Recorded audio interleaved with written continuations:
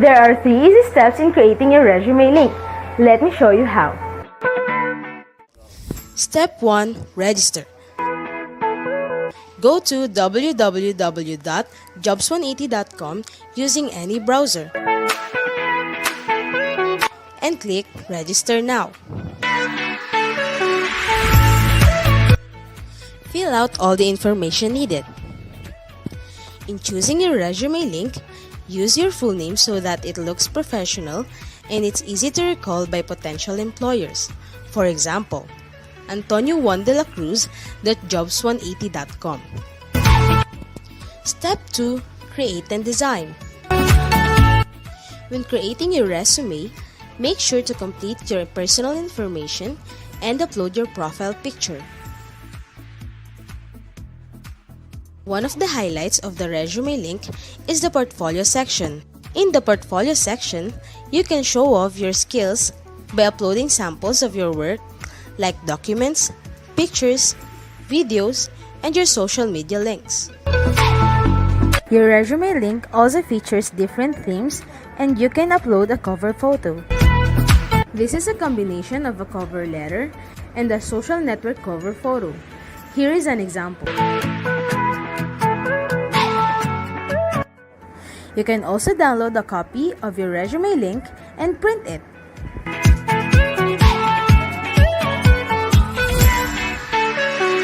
Step 3. Apply for a job. There are many ways to apply with your resume link. First is browsing the job recommendations in your Jobs 180 dashboard. If you're qualified, click Submit Resume Link. So what are you waiting for? Dress up your next generation resume, stand out brightly among the competitive job seekers in the market, and win the heart of your future employers using Resume Link.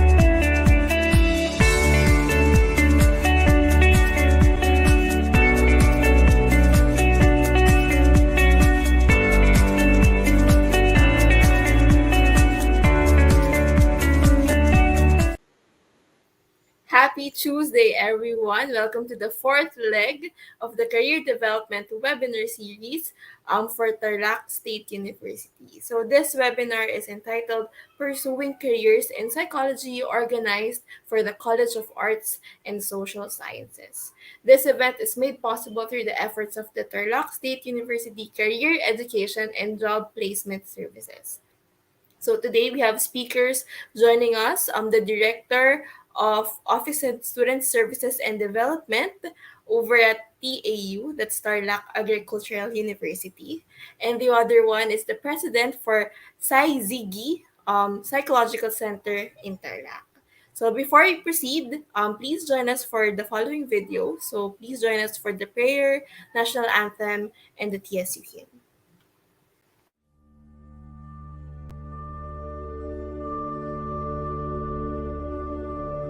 Praise God from whom all blessings flow.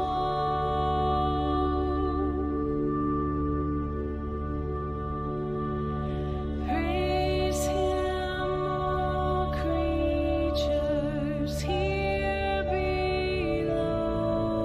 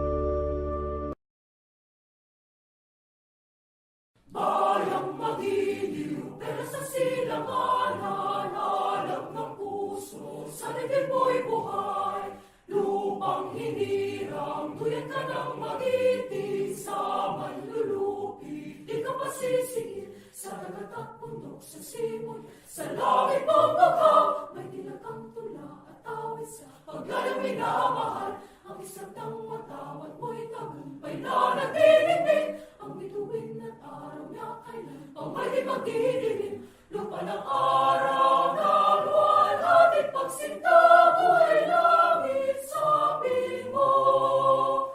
Aming ligaya na pagkay mga api, ang mamatay ng dahil sa'yo.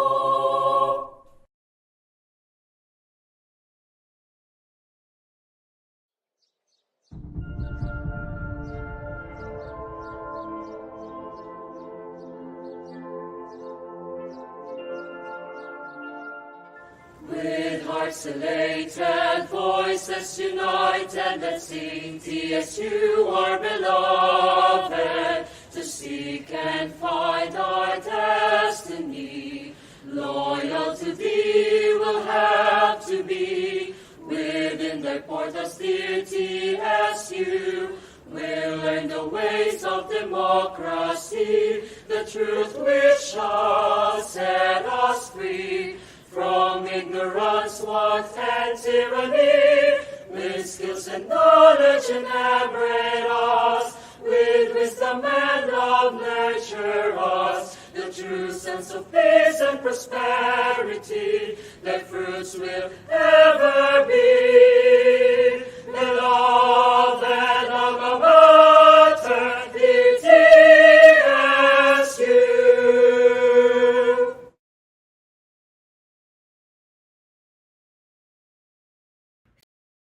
Throughout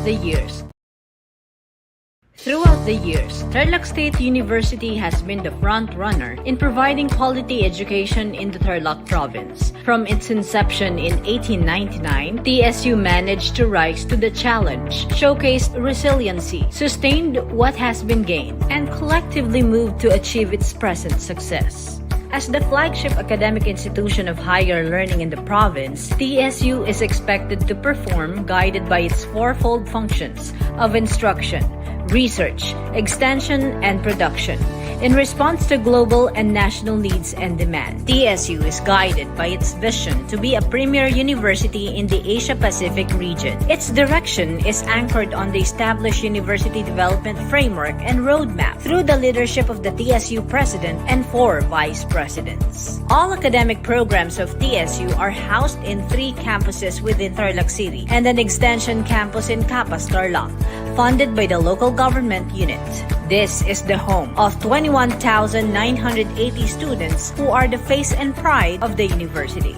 100% of TSU's program are accredited by the Accrediting Agency of Chartered Colleges and Universities in the Philippines, and these have been granted with certificates of program compliance from the Commission on Higher Education. TSU is also awarded by AACOP as first SUC in the country to attain the Level 4 institutional accreditation. Similarly, TSU has reaped various quality assurance awards from AACOP, such as Top 1 in the highest percentage of accredited programs from 1992 to 2019.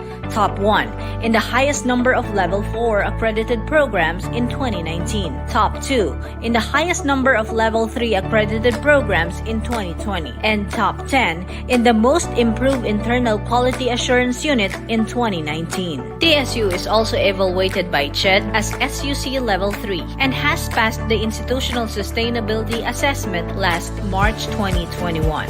The College of Teacher Education was also awarded by CHED as a Center of Development in 2016. Moreover, TSU is the first university in the country to achieve the Integrated Management System certification. In 2022, the university has received the recognition for proficiency in quality management in the 24th Philippine Quality Award Assessment Cycle.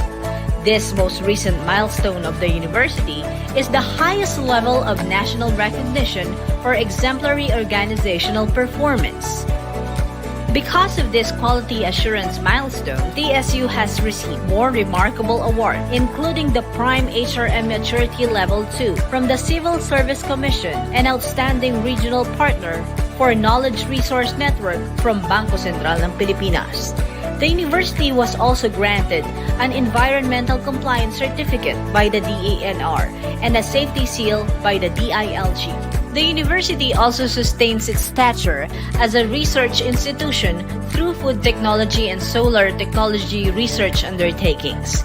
It also partakes in community development through extension, training, and consultancy services with award-winning systems. Rising above its challenges, soaring high, committing to excellence, and contributing to the development of every learner, Tarlac State University is undoubtedly on its way to reaching its vision of being a premier university in the Asia-Pacific region.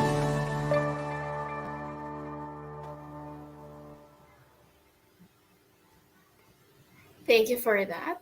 So we'd also like to acknowledge Dr. Aloysius Madriaga, College Dean for CASS, and Dr. Agnes M. Macaraig, Vice President for Academic Affairs, for their support throughout the course of this webinar series. Here to deliver the opening remarks on their behalf, we have Ms. Angela Villavicencio Pangilinan, Chairperson of the Psychology Department. Ms. Angela? Hi, Ms. Angela. We'll put you up. Hello. So good afternoon, everyone.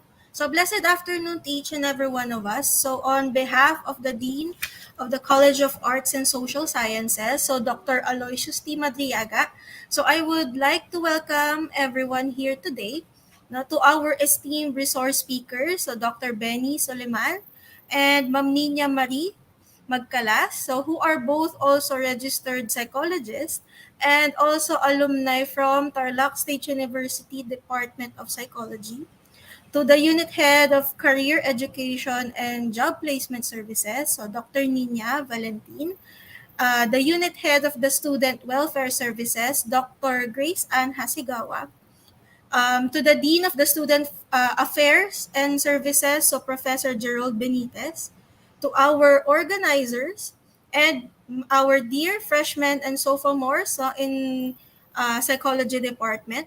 Thank you for joining us in this career development webinar entitled Pursuing Careers in Psychology. So psychology has always been one of the interesting professions in the country. So it opens many opportunities and can be applied in various fields. So we are not just someone who can read minds, no? We are not manghuhula, but we are someone who understands and extends help to the simplest yet meaningful of ways, which we will learn today in today's webinar. Okay, so as we listen to our speakers for today, so may we all learn to love and embrace our chosen profession rather, with honor, dignity, and respect. So we may still be starting no, as first years and second years, but always remember that sometimes the journey teaches us a lot about our destination. So as future psychometricians and psychologists, so let's all be proud and raise our glass and say Viva Psicologia. So thank you, and I hope you enjoyed this today's webinar. Thank you for that, Miss Angela, and thank you for gracing this event po with your presence. Thank you, ma'am. Have a great day. There you go. So now to deliver our inspirational message, we have Dr. Grace Ansi Hasegawa, Unit Head for Student Welfare Services. Dr. Hasegawa will put you up. Hi, Miss Grace. Good afternoon. Hi, Ma'am Shari. Hi, how are you? Thank you for hooking me up, and thank you for this opportunity to be with our first year and second year students. No, I'm really, this is a proud moment for me, no, because we are being joined by my former students, no? Si Doc Benny nandyan, si Doc NIña, the two Doc NIñas are here, Ma'am Angela is here, and I could really feel no the pride in me that we have produced this very good and very accomplished graduates. So also we are being joined no by Sir Kim no of Jobs 180, whom I have worked with maybe about maybe 3 years ago or 4 years ago when I was still in the career and job placement office. So anyway, so nice to be with everybody, and we are using a different platform now, no? So this is new to me, and it's so nice to have this talk, no, that was organized by the Career Education and Job Placement Service. For our first year and second year students, I know that you will work hard and study hard, and you will weather the task of attaining that well coveted jiwa, no, and I hope that you will exceed, no, your expectations, no, because according to Napoleon Hill, the only limit that you put in yourself, no, your only limit is the one that you set up for your mind. However, it has been proven, no, that especially with the graduates that are joining us now, no, Doc Benny, Doc Nina, and Doc Nina, Doc Nina and Doc Nina, and also Ma'am Angela, that no, we are. All you have to do is to get up, dress up, show up, and never give up. So this afternoon, I do not know how to inspire you more, because I know that you are inspired because you are here in psychology. And you know it doesn't take an ordinary student to pass and to succeed in the field of psychology. You really have to work hard, and you have to really put your mind and your heart into it. So please learn a lot today.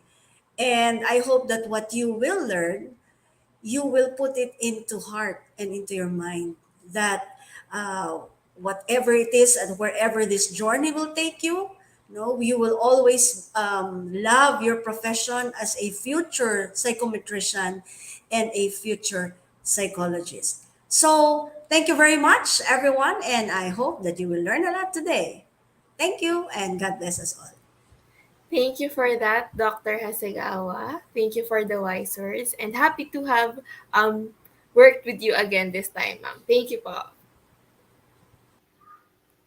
There you go. So to our audience, as usual, we'd like to know where you're from. So please comment your name and course maybe. So attendance and evaluation will be released at the end of this webinar. So please tag your friends so they don't miss out on this event today. So there will be certificates to be released at the end of this session. So recordings of this webinar will also be posted in jobs180.com channels, so that's on Facebook and YouTube. And you may also check the Career and Job Placement Services Facebook page, that's facebook.com/CEJPS2019, to know more about other webinars that will be hosted soon. Ayan. So here is our schedule for this afternoon. So first topic, we will be doing job applications using the resume link. This will be discussed by Sir Kim. Second topic is essential qualities for successful careers in psychology. This will be discussed by Dr. Benny S. Soliman. And the last topic for this afternoon is getting into clinical practice, which will be discussed by President Nina Marie Y. Magcalas. Ayan. So to get to our first topic for this afternoon, let's hear it from Sir Kim Chua.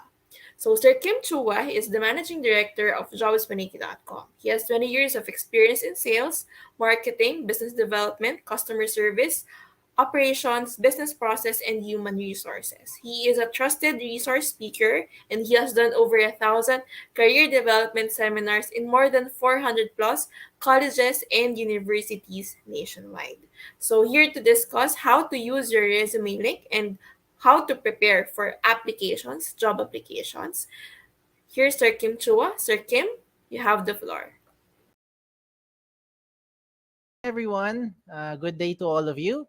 My name is Kim Chua. Don't forget the wa, baka Kim Chu lang maalala nyo. And I'm here to share to you about the most secure tool for job application. This is how you can market yourself more effectively and the different ways to do that. Okay, so let me start.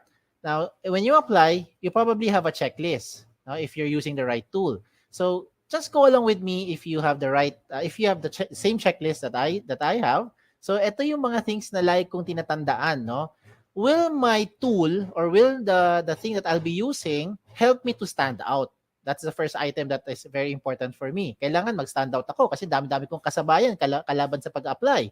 Another thing in my checklist is that, do I have more than one file? Because oftentimes I have a lot of files. May academic records, may mga government IDs, and dami yung mga kailangan hingiin ng mga companies. So I'd like to put them all in one file. And this tool helps me to do that. Okay? Another thing that this tool can do is that it allows me to make the process more efficient. Mas napapabilis yung pag-apply. No? Hindi na napapatagal yung pabalik-balik. So, mas mabilis din syempre tayo maka-move forward. Diba? And another thing that this tool can do is that wala tong bayad. Baka mukha lang akong salesman, pero libre po ito. Okay? So this tool is absolutely for free. The most important in my checklist is that this tool, okay, makes my information secured. And I think this is the most important question. Do you want your information to be secured? I hope your answer is yes. Okay? And so with that, let me show you ano tong tool na ito. This tool is called ResumeLink. ResumeLink, by definition, is the most secured tool for job application. Okay? This is a personalized URL. It is a link that anyone can open online anytime, provided that they know the link. So let me use an example. If you are John Santos, just in case your name is John Santos, your resume link would look something like johnsantos.jobs180.com. Ganun lang kasimple. So how do you make one? Okay, how do you make one? Now, the first step is for you to register. This is absolutely for free. Wala itong bayad. Okay? So what do? You go to www.jobs180.com, and that is where you now register.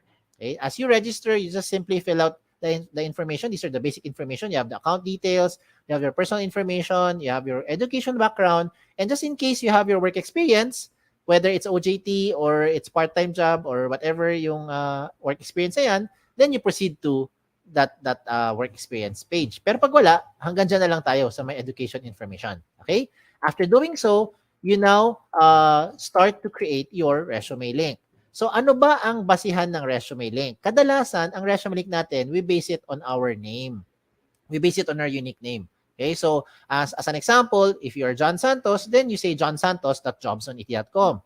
Now, what about during scenarios where you create your resume link tapos may nauna sa inyo? May ibang John Santos, may kapangalan ka, no, nauna sa inyo. Ano mangyayari? Magkakaroon na red na box, sasabihin niya, this name has already been taken. Na okay, malungkot pag taken na. Okay lang, maging creative lang kayo ng konti. Pwede mo balik na rin. Pwede mo sabihin Santos John. Okay, you can also say Santos J. O kaya J Santos. O kaya JS, di ba? Or SJ. Depende sa link na gusto mo gawin. Basta importante, wala kang kapareho kahit kayo may kapangalan. Now, another thing I'd like to emphasize here, wag po kayong OA. Pag gumawa kayo ng resume link, huwag mo gagawin tipong nakalagay, cutie pie, lover boy, Barbie doll, di ba? Because it doesn't sound professional. Imagine going to a company and the HR will ask you, do you have a resume? Tapos sasabihin mo sa kanya, meron po, ang resume ko ay eljablo.jobs180.com. Di ba? Baka matakot yung HR sa inyo. So I don't recommend that you do something like that. Just stick to your name. Whatever your name is, it will sound professional. Okay? Now, in creating a resume link, you have to use a valid email. Emails like Yahoo, Gmail, Rocketmail, any email, basta nabubuksan nyo, wag na wag ka lang gagamit ng facebook.com na email. Okay? Do not use something like, example lang patrick@facebook.com na email. Do not use patricia@facebook.com na email. Okay? In short, do not use @facebook.com na email. Because if you use @facebook.com, you will no longer be able to receive notifications being sent to you by the companies as well as jobs180.com. Okay? So use something that you can open. Why is it important for you to open your email? Because you have to verify your account. Okay? Remember, pag nag-verify, yan ang ebidensya na ikaw nag-register talaga. Yan ang proof. Diba? And at the same time, if you verify your account, then you'll be receiving notifications from the companies as well as Jobs180. If you do not verify your account, hindi nyo na po marireceive yung mga notification ng mga companies. So, sayang naman. Diba? Might as well verify your account first. Okay? Now, you're done with the first step.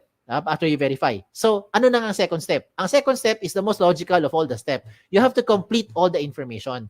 Very logical. Sino sa inyo mag-apply sa mga kumpanya, bungi-bungi detalye? Sino sa inyo magbibigay ng resume sa mga HR tapos kulang-kulang details nyo? I don't think you'll do that because you're just wasting your time. Instead, kumpletuhin yung information nyo bago kayo mag-submit dun sa mga companies. Okay? So, step 2, complete the information. And how do you do that? Punta kayo ulit dun sa website, www.jobs180.com, and this time, you don't need to register again kasi may account ka na eh. What you need to do is you have to log in. Okay? Now, as you log in, you start to put your registered email or your resume link and then your password na ikaw lang may alam. Okay? Ganun lang siya kasimple. Now, once you're inside your account, you start to fill in the blanks. Ganun lang kasimple. Fill in the blanks. So, the things that you see here, yung mga contents, Napakasimple lang, yung mga personal details nyo, lagay mo dyan, di ba? All the information na sa tingin nyo relevant, you put it there. Now, I have some emphasis lang on items na madalas nami-miss out ito ng mga aplikante. Ano yung mga yon? Sa contact information, you have to put here all the possible ways na pwede kang makontak ng isang HR. Kagaya ng social media handles nyo. Ba't ko nasabi yan? Because in reality is, pag tinatawagan kayo ng mga HR, madalas hindi naman ina-answer eh. Lalo na pag hindi nyo kilala, pag nag-ring yung phone nyo, hala, sino kaya ito? Di ba, hindi mo kilala. Ano gagawin? Hahayaan mo na lang. Di ba? Antayin mo kung may mag-message sa inyo. Eh, paano kung yung HR hindi naman masipag hindi masipag mag-message? Masipag lang siya magtawag. That's why I recommend you put here all the possible means na pwede kang makontak. Kagaya ng social media nyo. Put your Facebook there, yung mga messenger nyo, mga Twitter nyo, iba pang mga paraan, social media handles para mabilis kayo ma-reach out. Diba? Message na lang. Are you available Thursday, 10 a.m., so on and so forth. You get what I'm saying? Diba? So lahat ng paraan, lagay mo dyan. What else do you put here? You also put here yung inyong mga work options. Sa work options naman, you just choose lang, parang yes or no lang yan, parang switch, no? Kung ano yung mga options na gusto ninyo, no? Willing to work night shift, willing to relocate, looking for OJT, you can also put it here. Okay? And then in terms of education, obvious naman, yung alma mater nyo, lagay nyo dito. Diba? Yung mga pampakapal ng resume, sa seminars attended. Kahit magkopyahan pa kayo ng mga classmates mo, okay lang. Basta lang make sure, alam nyo na pag-usapan doon sa seminar na yon. Pagdating sa certification, ganun din yan. Walang limit sa space yan. Achievements, recommend ko dito is you don't only put yung mga achievement nyo inside the school. Okay? Kasi hindi naman lahat tayo academically inclined. Some of us are not very active sa school, pero active tayo sa mga social-civic organization. Diba? So, even if it's outside of the school, you can also put it there. As long as you think it is an achievement, you put it there. Okay?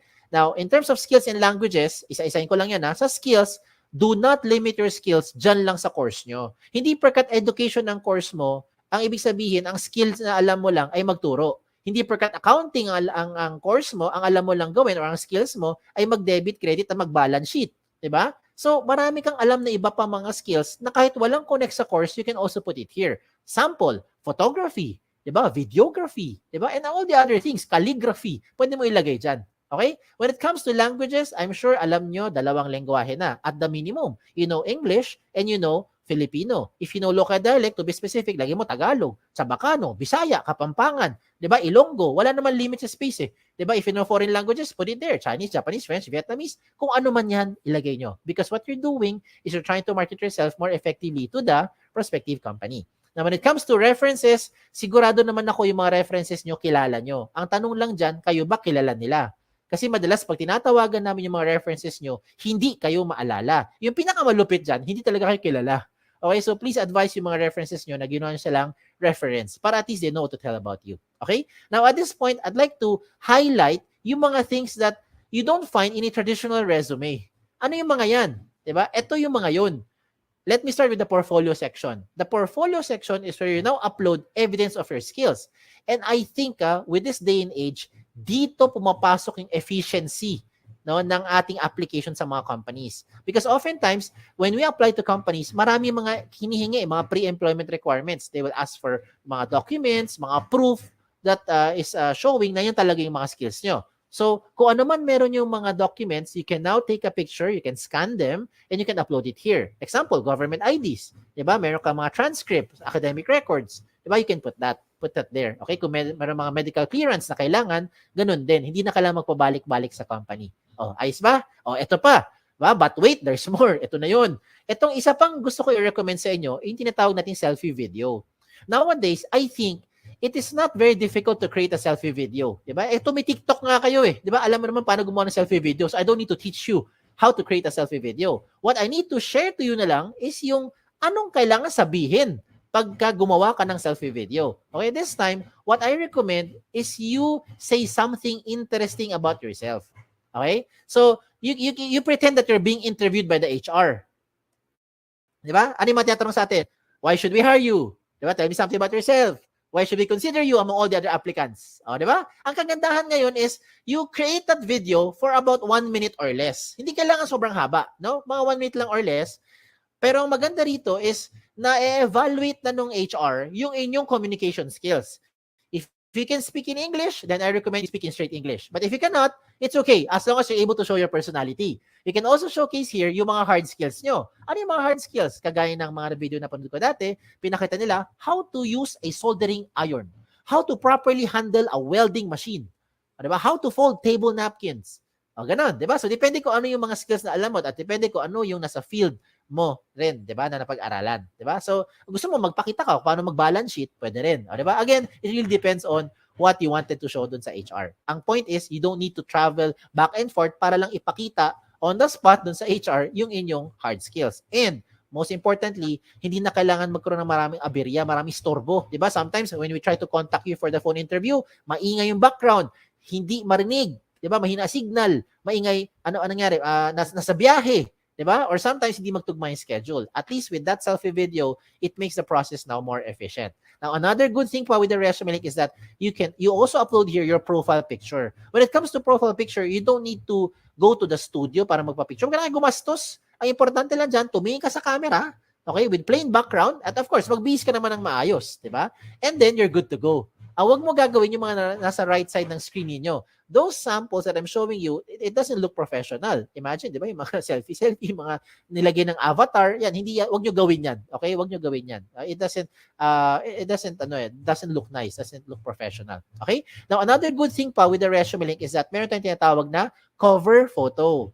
Ayan, pasintabi sa matatamaan. May iba sa inyo nakikinig ngayon, hindi naman kayo gifted with writing skills. Some of us are having a difficult time expressing our thoughts and feelings into words. So ano pwede mo gawin? You can now use those pictures to represent your personality or to showcase yung inyong skills. Example, look at the one on the left, yung nasa baba. Ano kaya siya? Sabi ni iba, sir, ophthalmologist, optometrist, or eye expert. Yung nasa kanan, yung nasa taas, ano kaya siya? Sabi ni iba, sir, para siyang admin or clerical work. Or maybe makalat kasi tingnan mo yung lamesa ang kalat-kalat. O, di ba? Again, it depends on the interpretation of the person looking at it. This is an example of someone into HR or maybe into psychology. And this one is an example, it's a very good example by the way, of someone who wanted to say that there is no shortcut to success. Hindi po yan miyembro na Akit Bahay Gang. Okay? Ang gusto niya sabihin, you will be able to reach yung goal mo by taking one step at a time. Oh, di ba? You get what I'm saying now. So I'm showing you good examples para you can draw inspiration from. And I will also show you not so good examples. Ito yung wag niyong gagayahin. Huwag kayong magpapaka-misteryoso. Okay? Maglagay ka ng picture mo dyan. Lalaki man, babae in between, okay lang. Ilagay mo dyan. Member man tayo ng LGBTQ+, okay lang. You put it there. At least alam ng HR who to expect. A lot of times, yung mga pangalan kasi very interchangeable nowadays. Ako mismo, guilty ako dyan. My name is Kim. A lot of people think, babae ako. Di ba? Pag iba nababasa kong mga resume, ano nakalagay sa resume nila? Chris. Nakalagay George, Alex, Sam, Nick. O diba? Joey. I would assume lalaki. Yun pala, babae. O diba? So that's why you better make sure you put your picture there. And wag naman pugot yung ulo nyo pag nilagay ng picture. Dapat kompleto. Okay? Never leave this blank because if you leave this blank, it will not catch the HR's attention. Trust me. Kung ikaw ang HR, wala ka namang ibang makita dyan, malamang mangyayari dito, next applicant na. Okay? And then if you want to catch the HR's attention, do not create something like this. This is just my opinion. I don't think this looks professional kasi ang dating parang tamad, parang happy-go-lucky, no? Parang chill-chill, walang pakialam sa buhay. Again, that is just my interpretation. Okay? So I showed you the good and not so good examples para you'll be guided. Now, you can just play along later on kung anong sa tingin nyo mas bagay sa inyong background or sa inyong sa gusto niyo ipakita sa personality niyo. Okay? Now, let's examine a very good example. Look at this person, itong eye expert. Bakit maganda itong example ng kanyang resume link? Because all the information you're seeing here, kompleto na. 'Di ba? Hindi ka na magpabalik-balik eh. Kung ikaw yung HR, everything that you need to ask or you want to know about the applicant, you already find it here. If you're the applicant, you might as well put everything there para wag mo na antayin pa yung time na hihingin pa sa ng HR yung mga documents yan. Baka hindi na mangyari yun. Baka may ibang aplikante na mas assertive, nilagay lahat ng mga information na i-process na siya kaagad. Diba? Now, at this point, I know what you're thinking. You're probably thinking, sir, okay nga tong resume link. Kaso lang, baka naman yung information ko nakakalat na sa buong mundo. Baka naman nakalantad na sa buong internet. Ang sagot ay, hindi. Kaya nga tinawag na the most secure tool for your job application. Diba? Bakit? Because you control your privacy settings. Ikaw mismo, as an account user or as a resume link owner, ikaw ang may control ng privacy settings mo. And how will that happen? When you log into your dashboard, as you can see in my screen, when you log into your dashboard, you will find the resume link settings. Pagpunta mo sa settings, mapuntahan mo yung privacy settings at doon ka mamili ngayon ng information you want to show or hide in public. So let me use an example. If you don't want to show your birthday, what do? You turn it off. You don't want to show your references, you turn it off. You don't want to show your address, what do? Turn it off. Diba? So yung mga information na in-off mo, hindi lalabas sa public. Now, if ever lang you decide to change your mind, ang maganda dito sa ResumeLink, updated yan, real time. As in real time. So 5 minutes later, you want to share your birthday, turn it on. What happens? Lahat ng mayroong alam ng ResumeLink mo, alam na niya yung birthday mo. Diba? If 2 days later, you want to show your address, you turn it on, you save your profile, lahat ng may alam ng ResumeLink mo, alam na rin yung inyong address. You get what I'm saying? Diba? So, depende na sa inyo kung ano gusto mo yung on or i-off. If you want to turn off everything, then okay lang. You can just turn off the button. Enable public ResumeLink, off. Wala nang lalabas sa public. Kahit na anong information. Okay?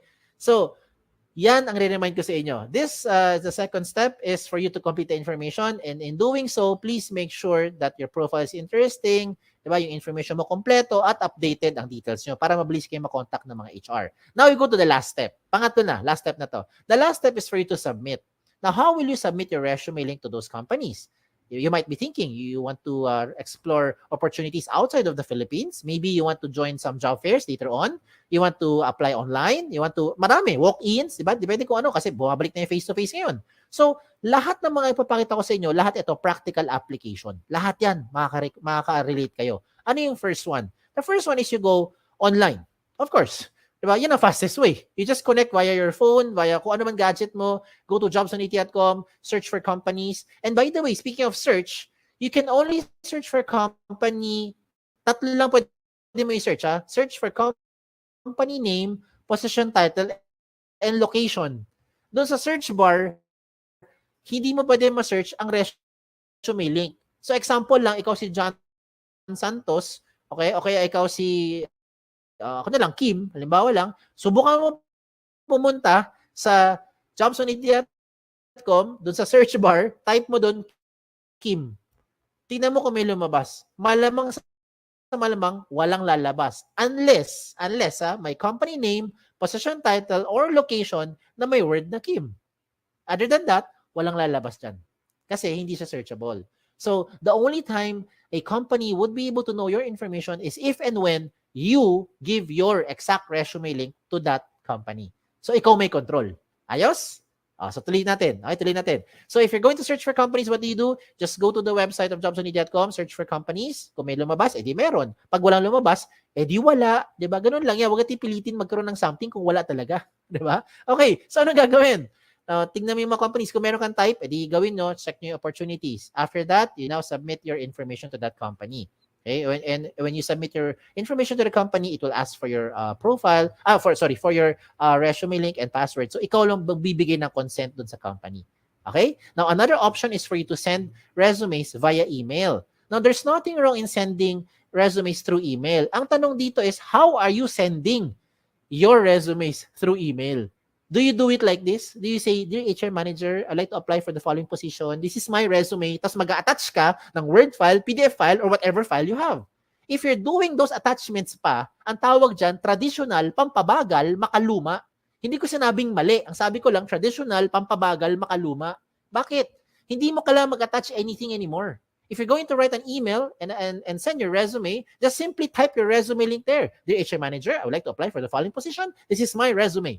In this example, Antonio Juan de la Cruz, jobsonit.com, send. Tapos na.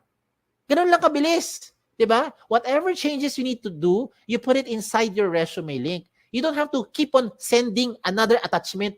Paano kung imagine mo na lang, nag-attach ka ng Word file. Diba? Ng PDF file. Tapos nagpalit ka ng address, nagpalit ka ng phone number. Ano gagawin mo? Email mo na naman yung HR. "Dear HR manager, I'm sending you my updated resume." Ganun ba? Paano kung 2 months later, lumipat ka ng bahay, iba na address mo, send ka ulit ng bagong resume? "Dear HR manager, I'm sending you my updated, most recent resume." I don't think you'll do that. Kasi kung ganun ang ginagawa mo, sayang sa oras yan, nakakapagod sa part mo, lalong-lalo naman sa part ng HR, mas nakakapagod to keep track kung saan dyan yung pinaka-updated na attachment or pinaka-updated na resume ng aplikante. And this time around, if you have your resume link, all you need to do is just update your resume link at lahat na may alam ng resume link mo, makikita nila yung pinaka real-time update ng profile or information. Ayos ba? Ayos ba? Sige, another one. For those who wanted to use a hard copy, Gusto mo talaga may hard copy ka. When you apply to those companies, you want to give something, then this is also possible. What do? You go to your dashboard inside your job seeker account, then you can print your resume link. Mamili ka lang, 1 column or 2 column version. Either way, the system will try to compress everything into 1 page. O di ba? Maginhawa sa buhay. So kung gusto mo talaga mag-apply sa mga kumpanya, hindi mo na kailangan mag-prepare ng maraming mga pages. Minsan, di ba, yung mga aplikante, mga 2-3 pages ang isang set ng resume. Palibasa, yung font size 45. Kaya umaabot ng 2-3 pages. O di ba? Pero this time, the system will try to compress everything na into 1 page. Just in case you really want to have a hard copy. O di ba? Tipid. Okay? Another thing pa for me to encourage you to do is you use resume link cards. Resume link cards. Ano tong resume link card? Kung sa mga nagtatrabaho na, tawag namin business card. Sa mga nag-a-apply, tawag dyan, resume link card. So in one piece of paper, whether short bond or long bond paper, you can now design it your own way. You can design it depende kung ano ang gusto mo, pagiging creativity mo. Ikaw bahala. You can make 10, 20 sets of cards. Depende sa laki or liit. Diba? Kasi laki ng index card or kasi liit lang ng mga normal business cards natin. Diba? So depende. So maybe in one long bond paper, you can make 10, 20 sets of cards na. And so after you have it printed out, pwede ka na ngayon maggupit-gupit. Gupit-gupit na lang.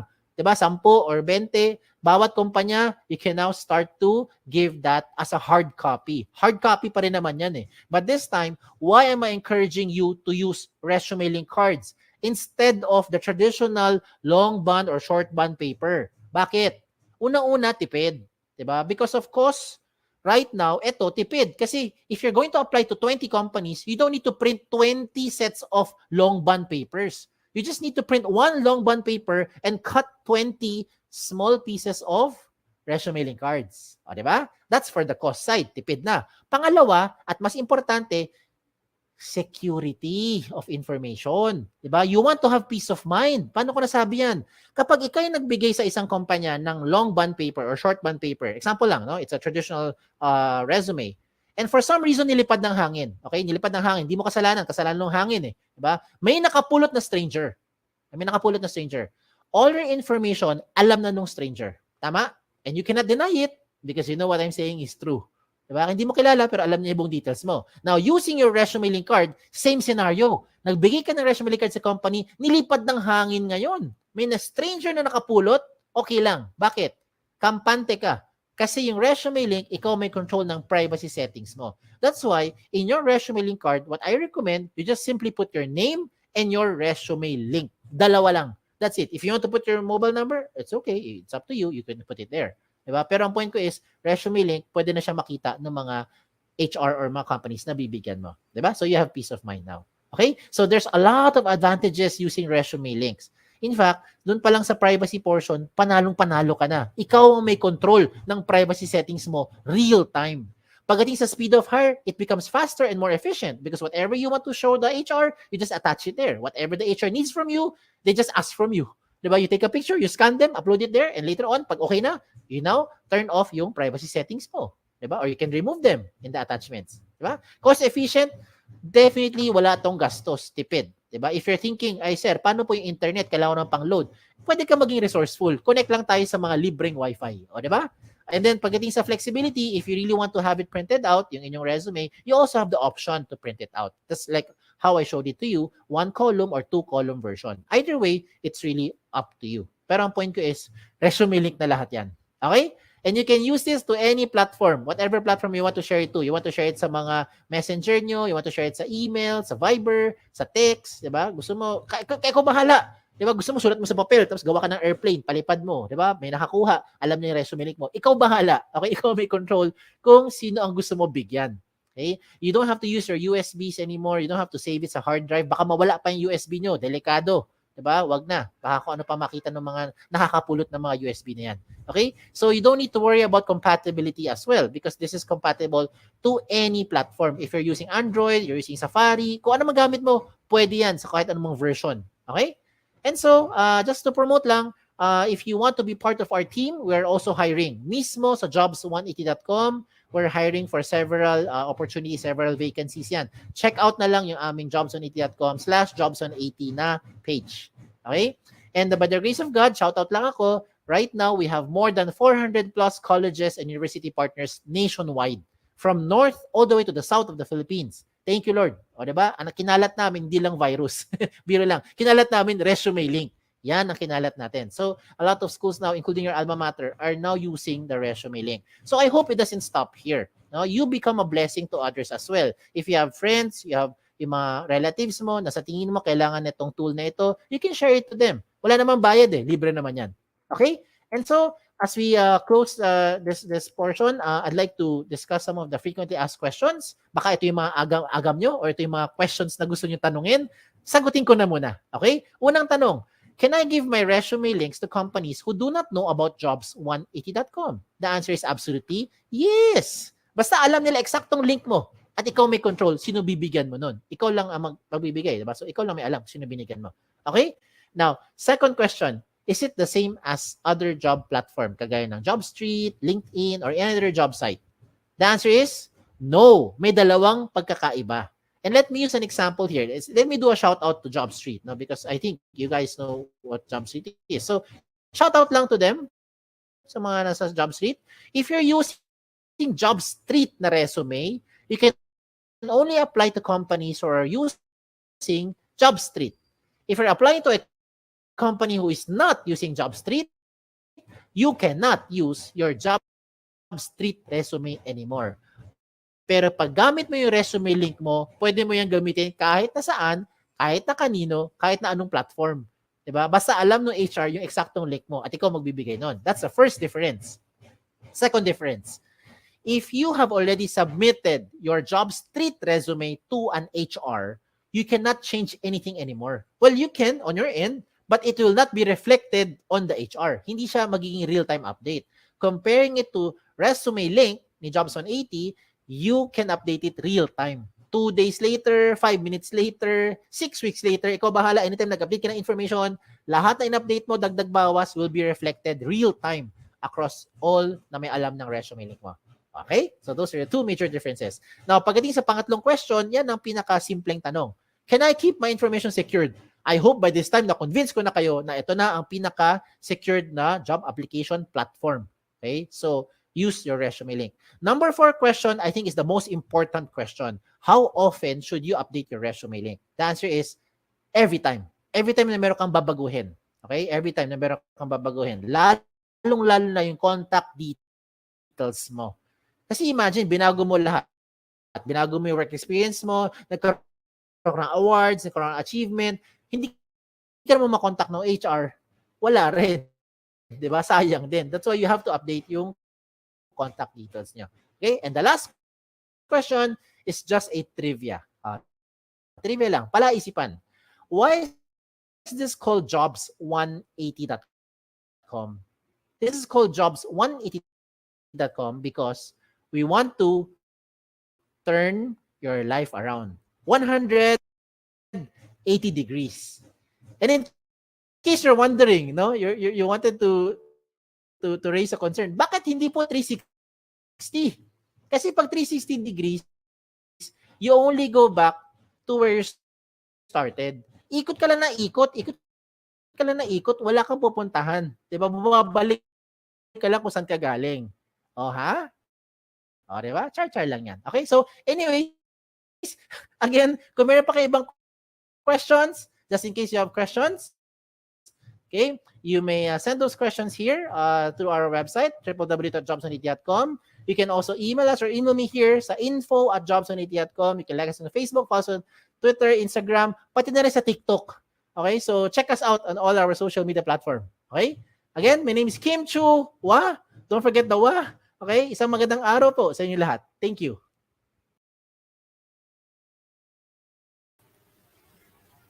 Okay, thank you for that, Sir Kim. If you're there, can you hear me? There you go. Ayan. Hi, sir. Ayan. Thank you for the talk.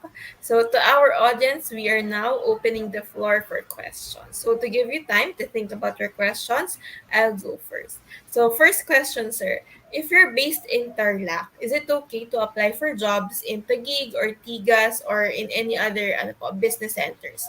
Or would the recruiter look at your location and automatic hindi ka napasok sa screening? Okay. Depende yan sa scenario of the company that is hiring. Some companies, they have a work from home setup, or they might have a hybrid setup, high flex, as some would call it. Maybe the person is only required to report in the office a few days in a week, maybe 1-2 days in a week. 'Di ba? Depende, no? Pagka full face to face, pwede pa rin naman eh. They can still hire. It would just depend on the applicant if you're willing to relocate, or if you're willing to travel. O, di ba? Pwede mo naman gawing araw-araw biyahe yung Tarlac papuntang Taguig, di ba, to BGC. Subukan mo, travel mo yun, mga siguro 3.5 hours papunta, tapos 3.5 hours ulit pa uwi. Di ba? So, again, it depends on the person. If you want to relocate, then maybe you can find a boarding space, di ba? Or can live with maybe your relatives for a meantime, di ba? Ganon. But to answer the question, yes, you may apply. Walang bawal doon. You may apply, you may explore, and then you can find out. Check first with the company ano yung mga possible arrangements later on. Di ba? O kung sobrang galing talaga ng aplikante, baka gawin ng kumpanya, magbukas sila ng office diyan, di ba? Sa tabi ng bahay nyo. Diba? Diyan mismo kasi may satellite office. Oh, di ba? Why not? But again, explore. Walang mawawala. Walang bawal, no? Pwede naman. There. Okay, so thank you for that, sir. So, for example, sir, nagsisenda sila ng application, tapos madami na silang nasesendan. Pwede bang mag-retract ng application? Pwede po bang Pwede mag-retract, pwede umatras. Bawiin. Pwede. Now, ganito yan, no? Using ResumeLink as a tool, that is an advantage for applicants who wants to retract or to withdraw their application, because what you can do later on, once you have already submitted, you can just click a button that says withdraw application. And so whatever information you have submitted to the company, wala na, mapupull out na yun dun sa yung data na yun dun sa company. Now, the reason why I say that this is applicable when you use ResumeLink, because if you use traditional method, if you submit a Word file or a PDF file, example, you printed it out, tapos hard copy, binigay mo sa company, I don't think it will be feasible, no? Unless you go to that company, to the office, and ask for it yourself from the HR to be given back to you yung copy ng resume mo. If you send an email, wala na rin eh. The email's already there in the file of the HR. So even if you want to ask it back, I don't think you'll be able to get it back. I-reply niya sa'yo. Send niya sa'yo ulit pabalik sa email. At meron pa rin siyang file. Diba? So, it pa rin doesn't make sense. So, yun yung maganda sa ResumeLink. Pwede mo siya i-withdraw, pwede mo siya i-retract anytime na gusto mo gawin. Now, hindi ko naman sinasabi na dahil pwede mo to gawin, mag-trigger happy na kayo, no? Lahat ng pwede mo apply, click, tapos biglang nagbago isip mo, withdraw. Yan yung wag niyo gagawin. Wag niyo naman paglaruan yung tool ninyo. So take it seriously, explore first, research about the company, make sure that you learn about what you're applying for. If you're interested, kahit walang connect sa course mo, kahit malayo yung lugar, I recommend you explore, you try. Wala namang mawawala eh, 'di ba? And then later on, you take it one step at a time. Yan ang gusto ko sabihin. So, yun lang. I hope na-answer yung question mo, Ma'am Shari. Okay, thank you. Last question na lang, sir. Since most of our audience for this webinar po is on the psychology track. So, if they're doing like industrial psych, if ikaw yung recruiter, sir, and you're using the jobsunity.com system, what does it look like on your end, like on your dashboard? Do you get alerted when someone applies to a post, and then you just tag applicant if they pass initial screening, for example? Just okay. like a quick walkthrough lang, sir. So I'm on the HR, no? I'm the HR. So what happens there is that whenever there's a possible match dun sa position na hinahanap ko, example, I'm looking for people with psychology background, halimbawa, or with psychology practice, kahit OJT. What happens in when you create your resume link is that merong matching may job matching ka agad yan. No? So ma-alert kayo on your end na meron kayong possible job notification from certain companies who are looking for the same profile with what you have. Now, you as a job seeker, depende na. You want to respond to that or you don't want to respond to that. No? But example lang, you wanted to accept that invitation, you just have to apply.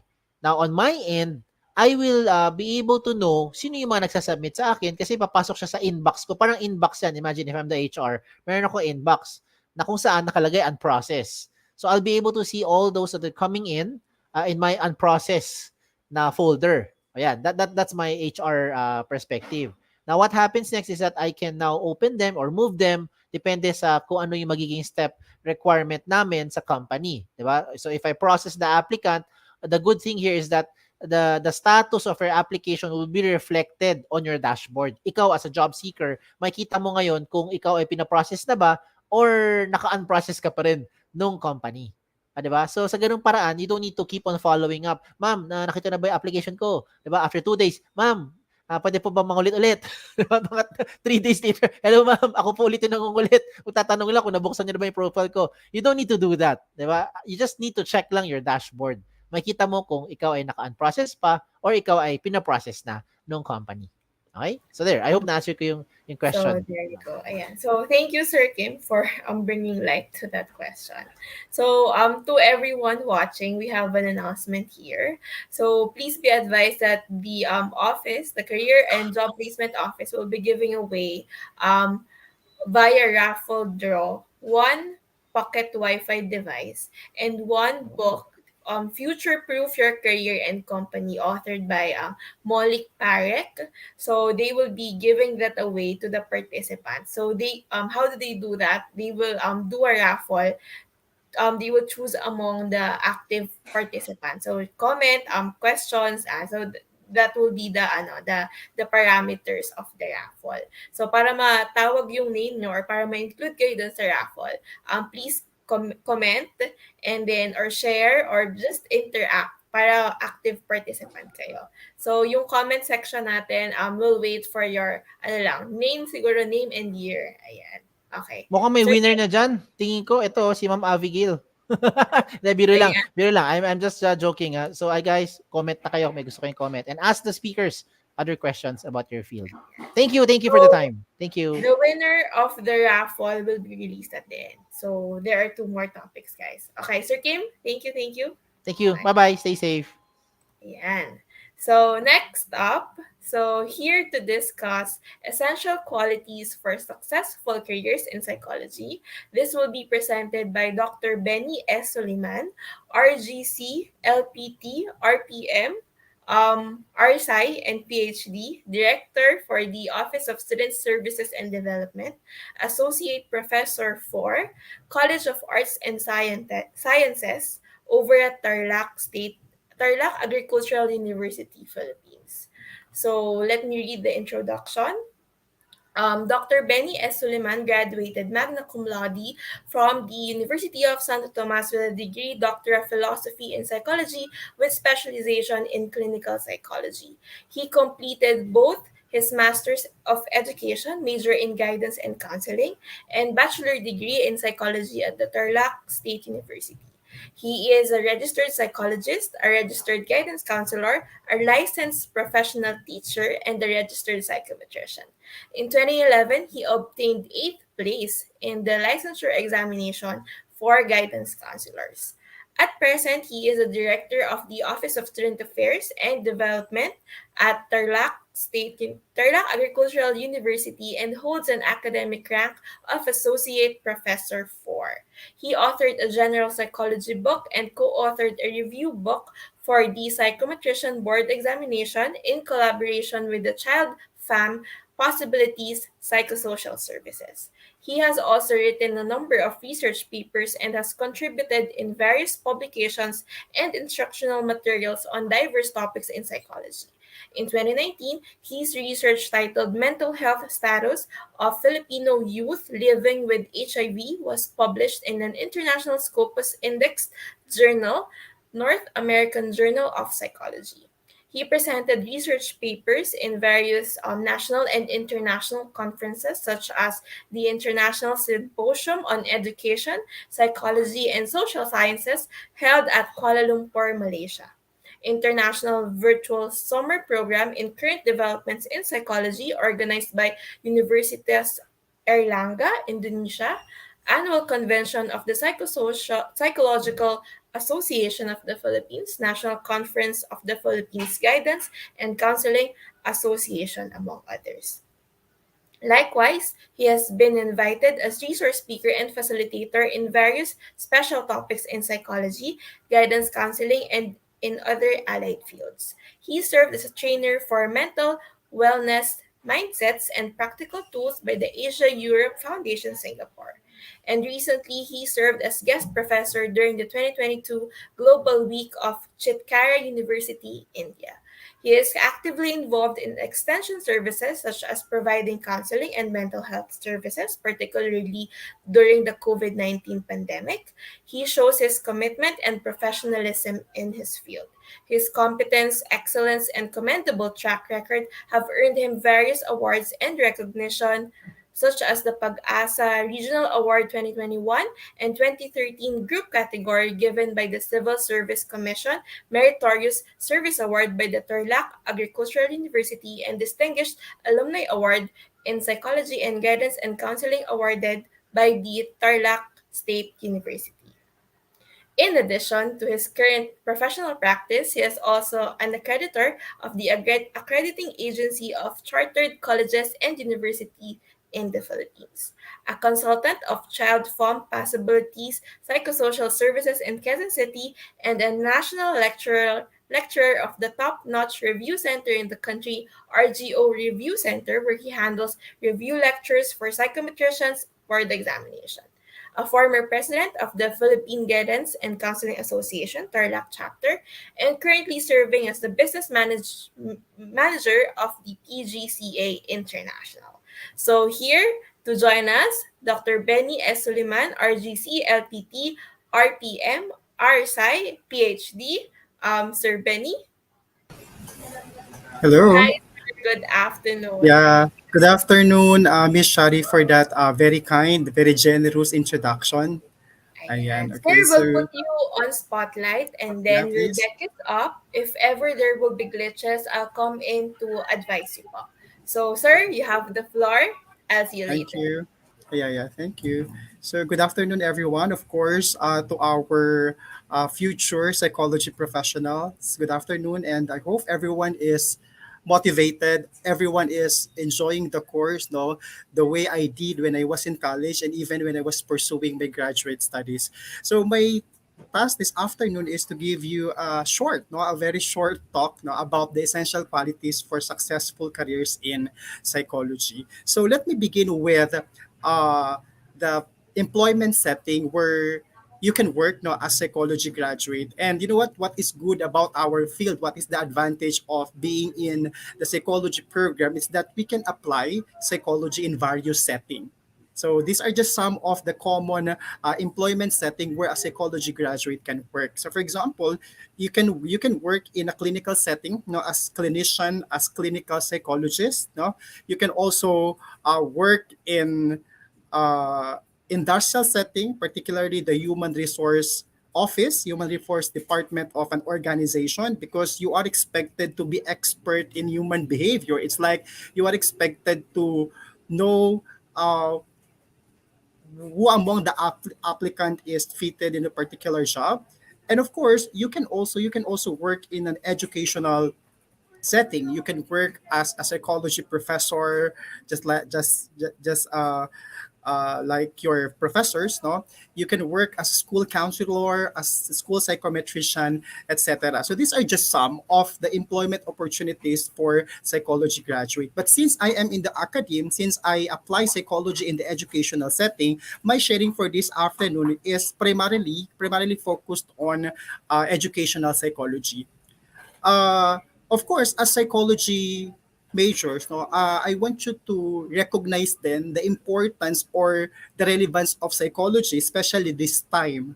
No, this very challenging time, because of COVID-19. No, know that COVID-19 affects many aspects of our lives. It affects the way you study, for example. It affects the way we perform our job. No, it even affects us economically.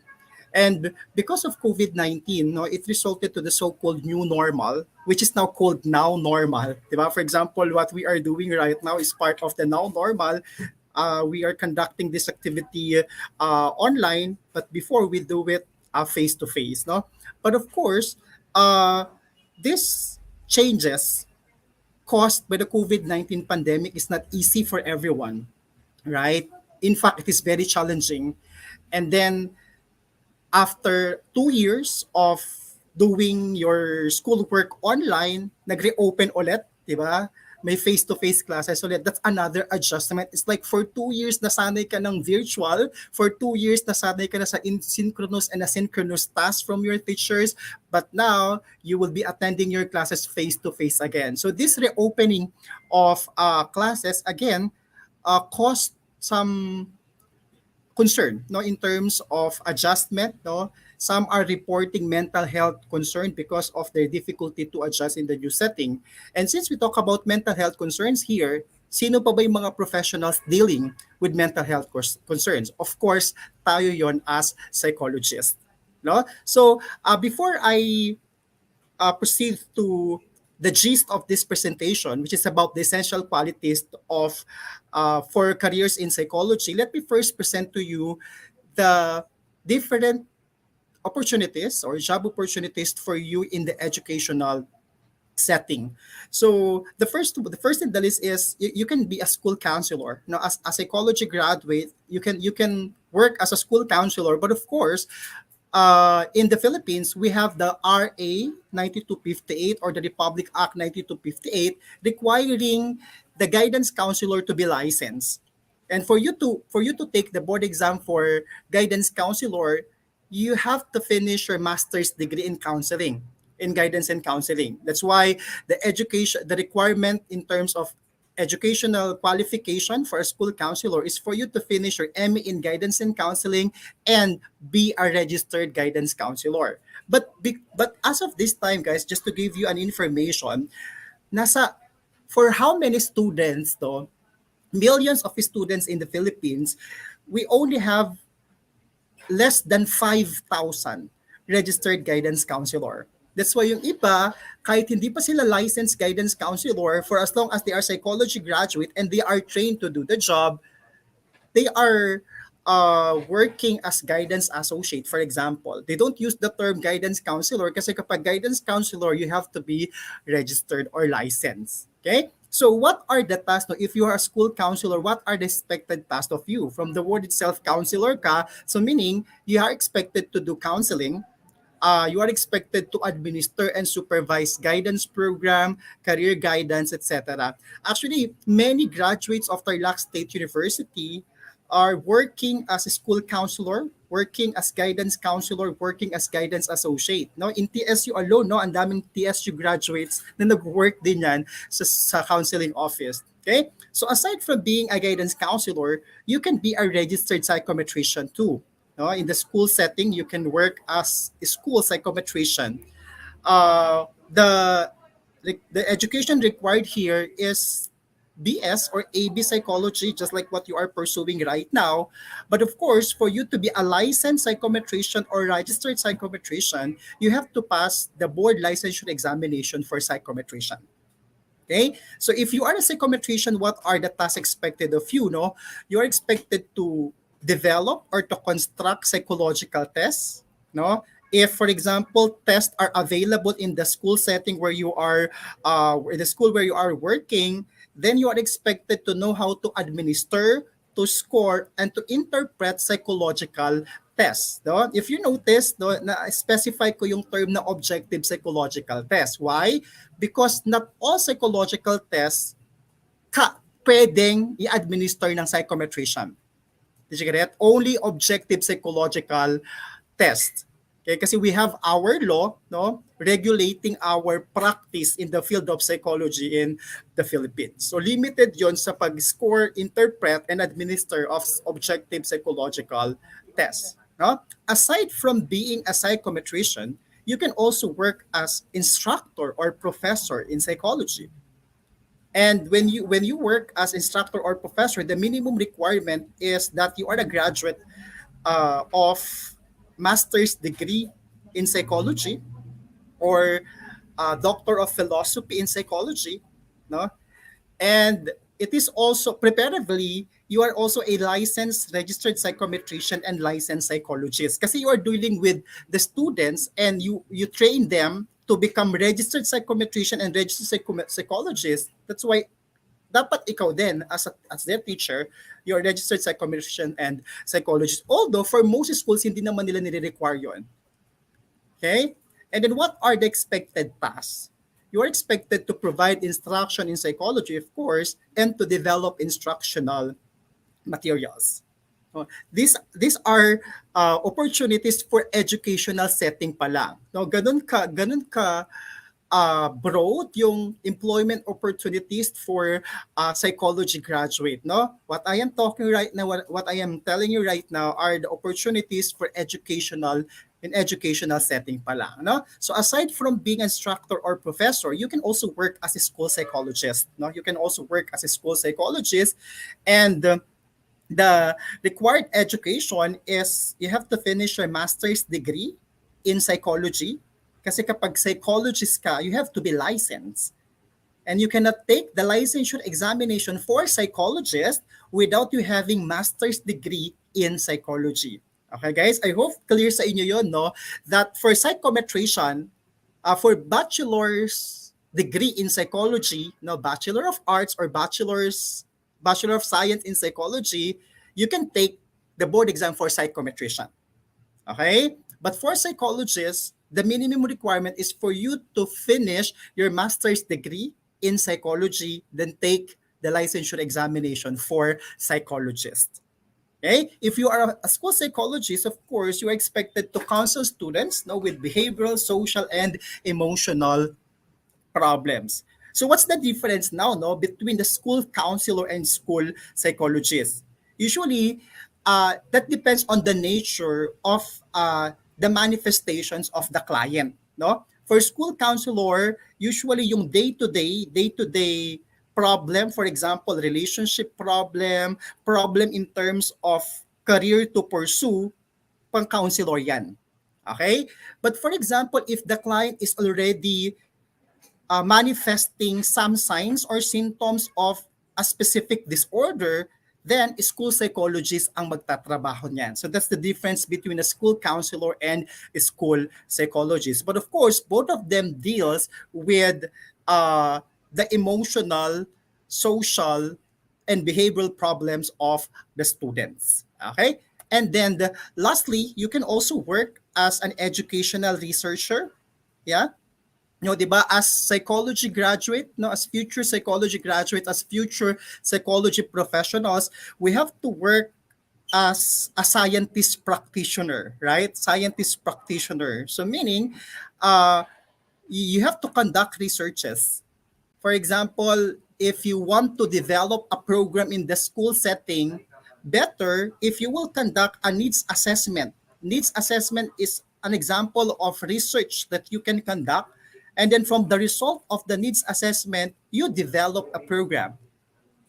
It's like the result of your research can be used as as important input in developing a program. So that is one of the tasks of an educational researcher. For example, you are working in an institution, and then you want to know, for example, or you want to develop a program about the mental health of the students. Okay, so the first thing you have to do is to conduct a needs assessment, and that needs assessment is a form of research. Okay, so those are aside from that, no, marami ding opportunities if you are conducting research. For example, your research can be published in a journal, national or international journal. No, you can present your paper in national or international conferences, etc. So those are just some of the employment opportunities for psychology graduates who are inclined to apply psychology in educational setting. Okay? And the question is, paano? How to get there? No? Paano ka magiging successful professional in psychology? So let me discuss the essential qualities for a successful career in psychology. What are the knowledge and skills, for example, that you are expected to acquire? So, what are the important qualities needed for you to be successful in the field of psychology? I will give you 5 letters lang. No, as I've said earlier, this is a very concise presentation. 5 letters. No, COPES. No? The first thing that you have to possess, no, for you to be successful in our field is, of course, competence. right? You have you have to possess the necessary knowledge and skills in the field of psychology. These are just some of the competencies that you are expected to acquire as psychology graduate or as psychology professionals in the future. First, you are expected to know how to conduct assessment. I think I already gave you an overview about this earlier. No, you conduct an assessment because the result of the assessment can lead to program development. So how do we assess? How do we gather? It's like when we said assessment, it's like the way you gather information from the client or from the students if you are in the school setting or if you are a teacher. Assessment, gathering important data. For example, kapag school psychologist ka, what do you do to assess? You interview the student. Oh, that's one way to gather information. You interview student, ano pa? You administer psychological tests, that is also assessment. You conduct behavioral observation, that is also assessment. And then the result of the assessment now can be used in program development. So for example, after the interview, you found out that many of the students are struggling no in terms of adjusting to the new learning modality, no? That is the result of your assessment. Now, as psychologists, as a school psychologist, you can now develop a program to address what is identified, to address the identified needs in the assessment phase. Okay? And of course, part of the program is to conduct psychological interventions. In psychological interventions might include counseling, psychotherapy, no? But of course, guys, though, as registered psychometrician, no, madaming limitations pa din yan. That's why I always encourage my student and you, no, that after completing your bachelor's degree in psychology, better, no, kung talagang yung inclination mo naman is in the field of psychology, better to pursue master's degree in psychology. Kasi kapag registered psychometrician ka, you cannot conduct counseling and psychotherapy. Okay? So another competence is evaluation. So for example, merong program kang dinevelop and then inimplement mo yung program na yon, evaluate if that program if is effective. Evaluate if the program is adequate or not. So these are just some of the competencies that you are expected to acquire, no, if you are a psychology graduate. That's for letter C again, competence. Also, for psychology professionals, for you as psychology students, not only as a professional, no, so dapat pinapractice nyo na to as psychology student. Letter O is for open-mindedness. This is very important for psychology graduate, for psychology students, for psychology professionals. You have to be open-minded. Remember, you are dealing with diverse group of people with diverse problems. Tama? So you have to be open-minded in a sense that dapat hindi ka judgmental. Okay, for example, this is just an example. You are a psychologist, no? And at the same time, you belong in a religion, no? Religion. Tapos, your client, for example, is an openly gay, no? And then yung turo sa religion nyo, this is just an example. I'm not pertaining to a specific religion. This is just an example, no? Psychologist ka, tapos active member ka ng isang religion. Tapos yung client mo is openly gay, no? Siyempre, iba yung turo ng religion mo, iba yung turo ng profession mo. Tama? But as psychologists, you are expected to be open-minded. As psychology student, as psychology graduate, you're expected to be open-minded. You have to be, remember the teaching of Carl Rogers, the unconditional positive regard, no? Kahit siya na yung pinakamabaho mong classmate, kahit siya na yung classmate mo na pinakamabaho ang hininga, okay? As psychology student, no, you have to accept that person unconditionally. That's unconditional positive regard of Carl Rogers. We have to be open about it. Okay? Open-mindedness is another quality that you have to possess. Next, passion is very important in our field. Remember, and just to remind you guys, that our field, psychology, is helping profession. It's a helping profession. So meaning, for you to be successful in our field, you have to be passionate.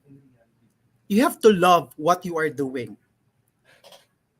Dedicated ka. You are willing to help. Okay?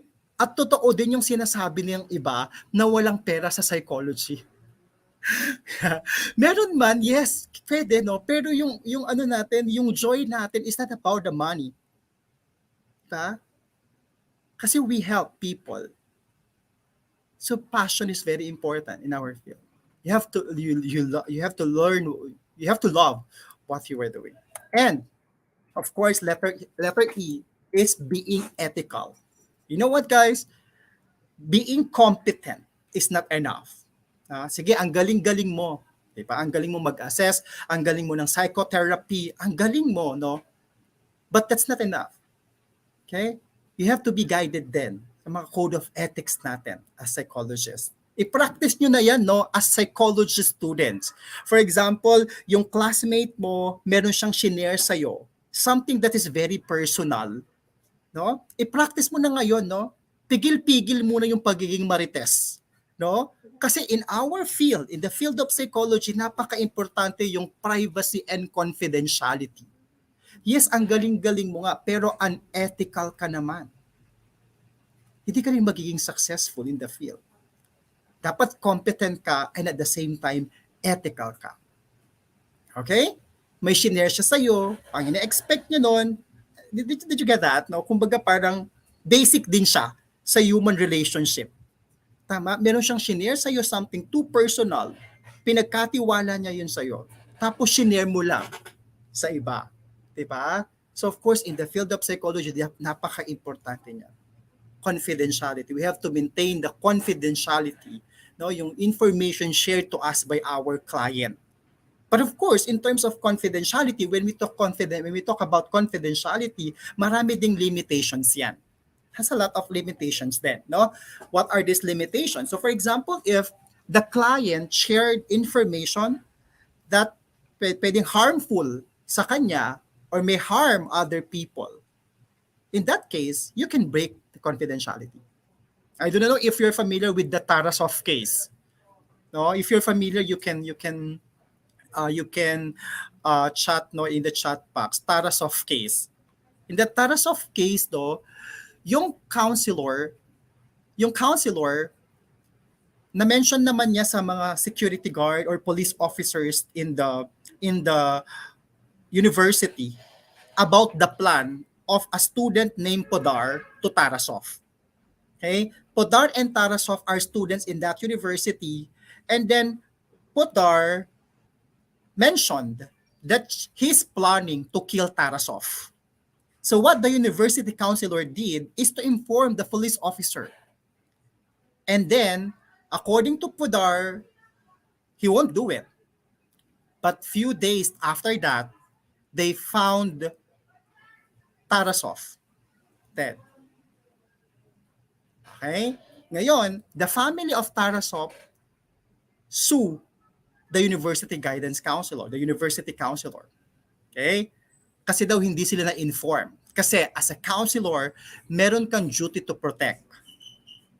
Meron kang duty to warn people na pwedeng ma-harm ng client mo. It so happened, hindi na-inform ang family members ni Tarasov. Natalo si university counselor. So yun yung isang example that if the information shared to you by a client will harm him or her or other people, you can divulge it. Pero hindi mo siya i-divulge sa kamaritesan mo lang, ha. You can divulge it to appropriate authorities or the family members. Okay? And then, ito, very important then, you have to be ethical. Bawal ang multiple relationship pag psychologist ka or counselor ka. Anong multiple relationship? Client mo na, tas meron ka bang ibang relationship sa kanya? That's multiple relationship. That's a big no-no in our field. Okay? So for example guys, uh client mo nung una hindi okay na client mo lang siya. Tapos nabalitaan mo na yung client mo ay nagbebenta siya ng bag, no? Tapos naging from time to time bumibili ka ng bag sa kanya, naging suki mo na siya, lumalabas kayo. That's not ethical. That's multiple relationship. Kumbaga parang client mo siya at the same time suki ka ng bag, just like that. That's wrong. Of course, mali din yung client mo tapos nagkaroon kayo ng affair, relationship. Obviously, that's multiple relationship. Bawal yun. Pwede siguro after 2 years. Actually, after 2 years, kapag na-terminate na yung relationship, pwede after 2 years. Pero, bawal pa din kapag nag-promise ka sa kanya. For example, ongoing pa yung therapy, no? Sasabihin mo, uy, you know what, kasi bawal ngayon. After 2 years na lang maging tayo. That is still not ethical. Okay? That is still not ethical. Okay? And then another thing, boundary of competence. Meaning, you have to make sure that you are competent dun sa task na gagawin mo. Okay? For example, you will be invited as a witness, parang expert witness in court.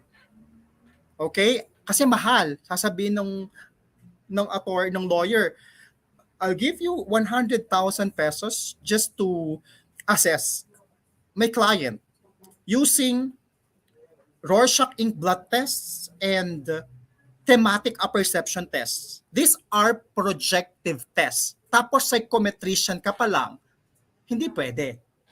Kahit mahal, hindi ka pwede. Kasi nga limited yung kaya mong i-administer as registered psychometrician. And not only that, yung competence yung pinag-uusapan eh. 'Di ba? Wala kang ang subject na projective sa undergrad mo tapos bigla mag-a-administer ka ng projective test. No. You have to check if you are competent. You learn to say no. Kahit maraming pera yan, you are at risk yung yung license mo. So you have to be ethical. And of course, huwag natin kalimutan yung informed consent. These are just example of ethical considerations no when we practice psychology. And of course, informed consent. Okay, for example, kung therapy man yan, kung assessment yan, dapat lagi merong consent from the participant. No, you inform them anong mangyayari sa therapy, magkano, for example, tapos merong ipapasign sa kanila na consent form. If your client is below 18 years old, then kailangan ng parents consent. Ang kukuhanan mo ng informed consent is the parents. Ang kailangan mo lang sa client mo na below 18 is the assent. That's the difference, no? When you're dealing with your client. Again, you have to be ethical psychologist. Okay? And the last one, wag nating kakalimutan to. Letter S, to complete the copes, no? We have letter S or self-care. Guys, you as future psychologist, counselor, you are dealing with different kind of personalities. You will be bombarded with the problems of your client. Yeah. So some experience the so-called compassion fatigue. When we said compassion fatigue, ito yung fatigue na na-experience mo kasi you are helping people. Okay?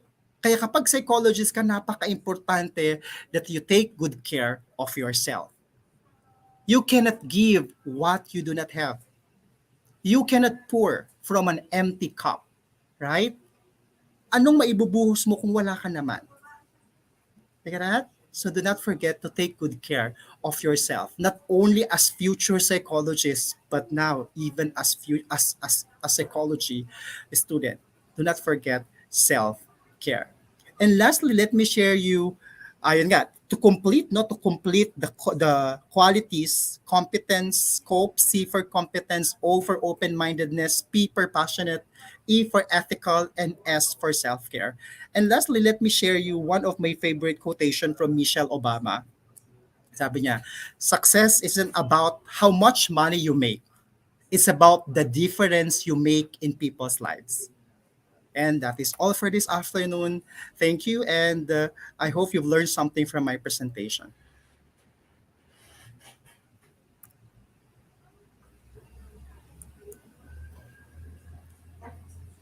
Thank you for that, Dr. Soliman. So to our audience, the floor is now open for questions. Ayan. So to give you time to think about your questions, I'll go first, no? So, sir, ayan. First question po.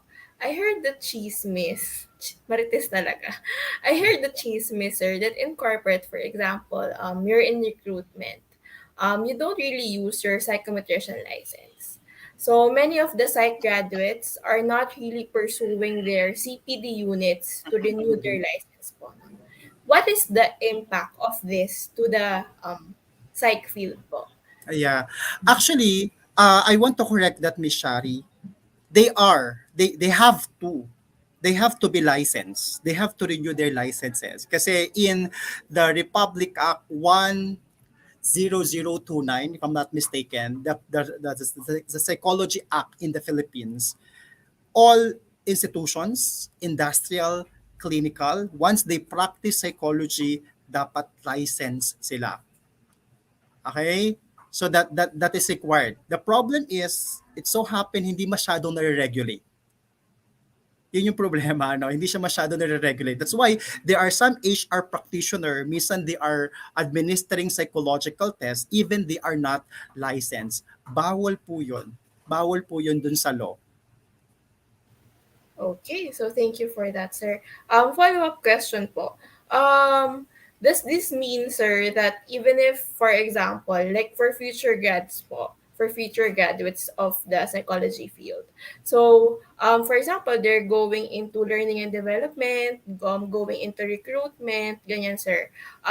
Required po na i-renew yung license nila, psychometrician Yes. license, every after number 3 of years. every 3 years. Ayan. Every 3 years. Yeah. And So, then they have to acquire CPD points for them to renew their license. ayan. So that's an FYI to future graduates here in our audience today. So next, sir. For salary transparency, can we ask if you know the range of how much an entry level position pays, whether you're in corporate or in the academic setting? It varies kasi eh. It varies, no? If you are in the academe, especially if you are working in a state university or yeah, higher education na private na public, usually yung entry level for instructor 1 nasa SG 12, 11, nasa 28,000 plus, 28,000 plus entry level. For guidance counselor also, kapag guidance counselor 1, nagre-range din siya sa ganon.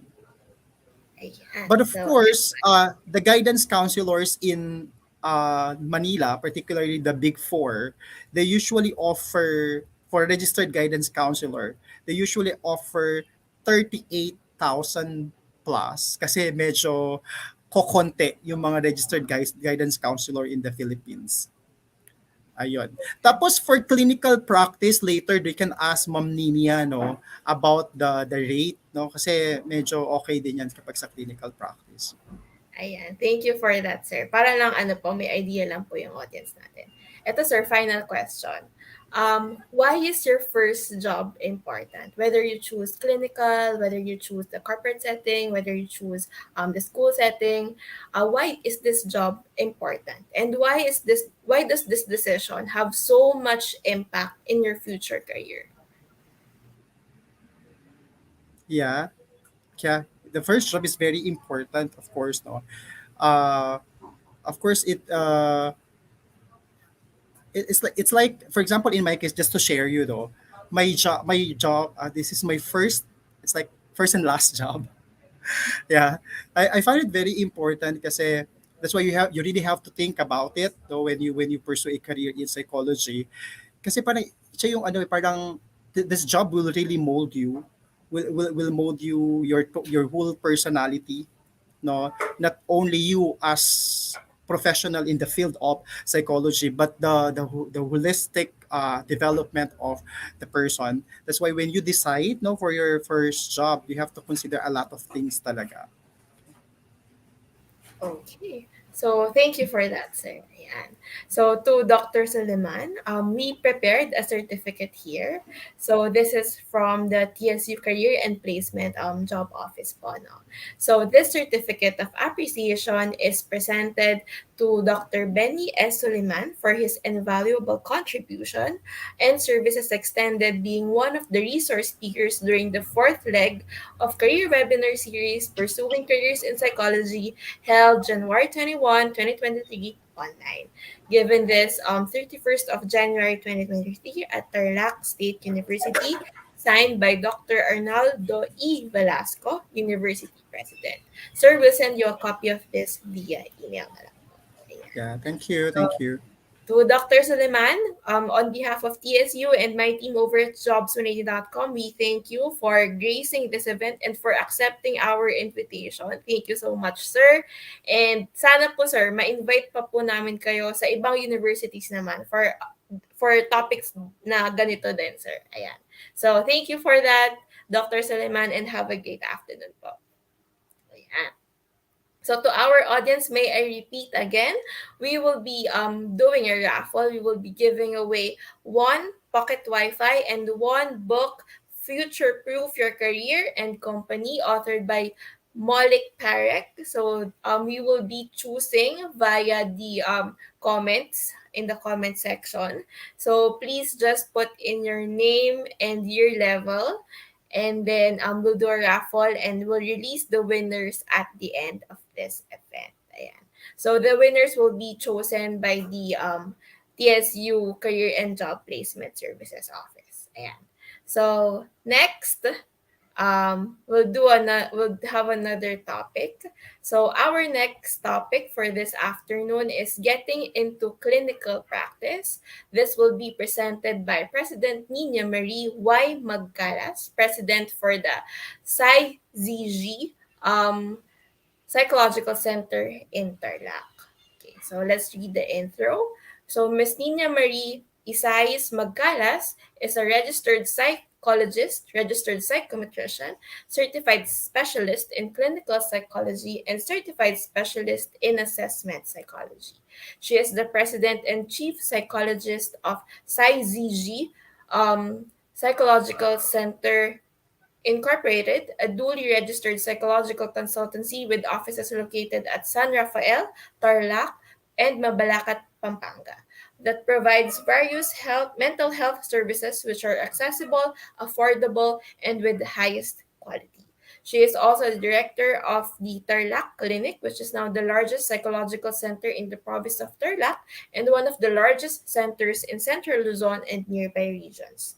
She is also the woman who made the said center a CPD provider as accredited by the Professional Regulation Commission. Currently, Ma'am NIña is also the head of human resource of Marquee Doctors Medical Center Incorporated, an about to rise 8-story with 3-basement medical center located in Angeles, Pampanga. With strong educational background and experience, she is an expert in the field of psychology and mental health. She is a doctoral candidate, finishing her Doctor of Philosophy in Psychology at La Consolacion University of Philippines. She is an alumna of the University of Santo Tomas, where she earned her Master's of Arts in Clinical Psychology, while she earned her undergraduate degree, Bachelor's of Arts in Psychology at Tarlac State University. Last October 2022, she was presented by Tarlac State University with Distinguished Alumni Award as a recognition for her exceptional personal, professional, and extraordinary distinction in her chosen field. Being in the clinical practice as a psychologist for more than 7 years now, including being an online psychologist for a mobile app based in Australia, her expertise in the field is also credited to her previous work experience in the educational and industrial setting. She demonstrated her leadership skills as the head of psychology department at Holy Angel University. She worked in the academe for 7 years as a college instructor, guidance counselor, and as an advisor for Peer Facilitators Guild. She also has experience in human resources as a recruiter for a company in Makati and also worked in Singapore and Hong Kong as an executive search consultant. Lastly, aside from her passion in psychology, she is also engaged into giving back to the community by organizing outreach projects for individuals and different organizations. Some of the beneficiaries of their projects were those in the orphanages, prisons, and other nonprofit organizations. Let's welcome to the screen Miss NIña Marie Y. Magcalas, President for the Psyzygy Psychological Center in Tarlac. Thank Hi, you, Miss ma'am. Good Shirley. afternoon. Hi, good afternoon. Yan. Can we test your deck po? There you go. So, ma'am, your deck is up, and if there are any glitches, I'll come in to advise you po. So, for now po, I'll leave you to the audience, and I'll be back for Q&A. Thank you, ma'am. Thank you, Miss Sherry, and good afternoon, everyone. I hope that everyone is doing well. So, let me start my talk with an anecdote, which I personally experienced when I was still in college. So, we have a family friend who asked about my course. So, yun, tanong niya, anong course mo? So, I responded, psychology po.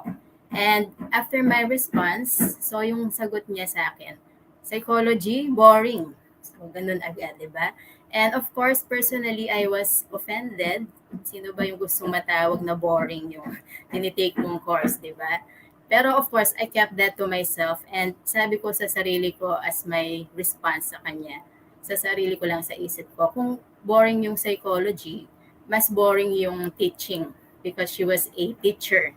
And fast forward to a few years later, kinain ko yung sinabi ko kasi naging teacher din ako for 7 years. Ganon. And going back to psychology being boring, most definitely is far from being boring. And I'm sure you've heard a lot already from Doc Benny. And diba, right now that you are taking this course, psychology, you are already familiar with so many opportunities and areas that we study. So it is a very broad and diverse field that encompasses the study of human thought, behavior, development, personality, emotion, motivation, and more. So yun nga, definitely, once you understand and learn more about psychology, it is far from being boring. And yun nga, we also have different specializations, abnormal, biological, clinical, to name a few. And of course, you can apply yung mga natutunan mo, yung degree, to developing educational programs, ergonomics, informing public policy, mental health treatment, and so much more. And once you graduate with a degree in psychology, may mga iba't ibang settings na pwede kang tahakin.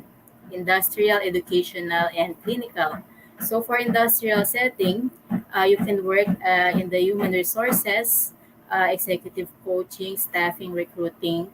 So for example, ako, my first job was actually in the recruitment area, in the HR. Since yun talaga yung pinaka-common na opportunity na meron tayo dito sa ating degree, di ba?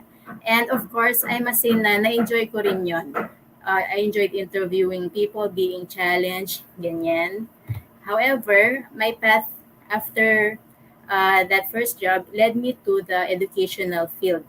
So I became a guidance counselor for 4.5 years. And then, tulad ng nabanggit ko kanina, I taught in the college for 7 years. So if boring talaga yung pagtuturo or talking about psychology, I don't think I would last that long naman, di ba? So ang dami, like what Doc Benny have mentioned, yung mga opportunities that we have. And particularly sa clinical, so marami din. Iba't ibang areas, iba't ibang aspects as counselor, psychotherapist, even as health and wellness coordinator, at iba't iba pa that you can specialize on. So we will be focusing ngayon, of course, dito sa ating chosen field, which is clinical psychology. Because based on my case, ako kasi, since I studied psychology, ito na talaga yung path na gusto kong tahakin. It is my goal na talaga to become a clinical psychologist. And later on, you will understand kung bakit napunta pa ako sa industrial sa educational bago ako, napunta dito talaga sa kung saan ko mas gusto. So as a clinical psychologist, ito yung mga iba't ibang roles and responsibilities namin. Assess individuals when it comes to diagnosing the nature, cause of mental, emotional, and behavioral problems, conduct therapeutic interventions, supervise or train students and novice practitioners, provide consultancy services in different settings, conduct research in the area of clinical psychology. So, ang daming areas, di ba? Ang dami mong pwedeng gawin. And itong mga nabanggit ko are the general ones. So, under ng mga iba't ibang areas na yan, iba't ibang responsibilities. Ang dami pa ng mga tasks na ginagawa ng isang clinical psychologist. So, if you really want to pursue this field, ano ba yung mga kailangan mong gawin? What are the different steps that you have to take?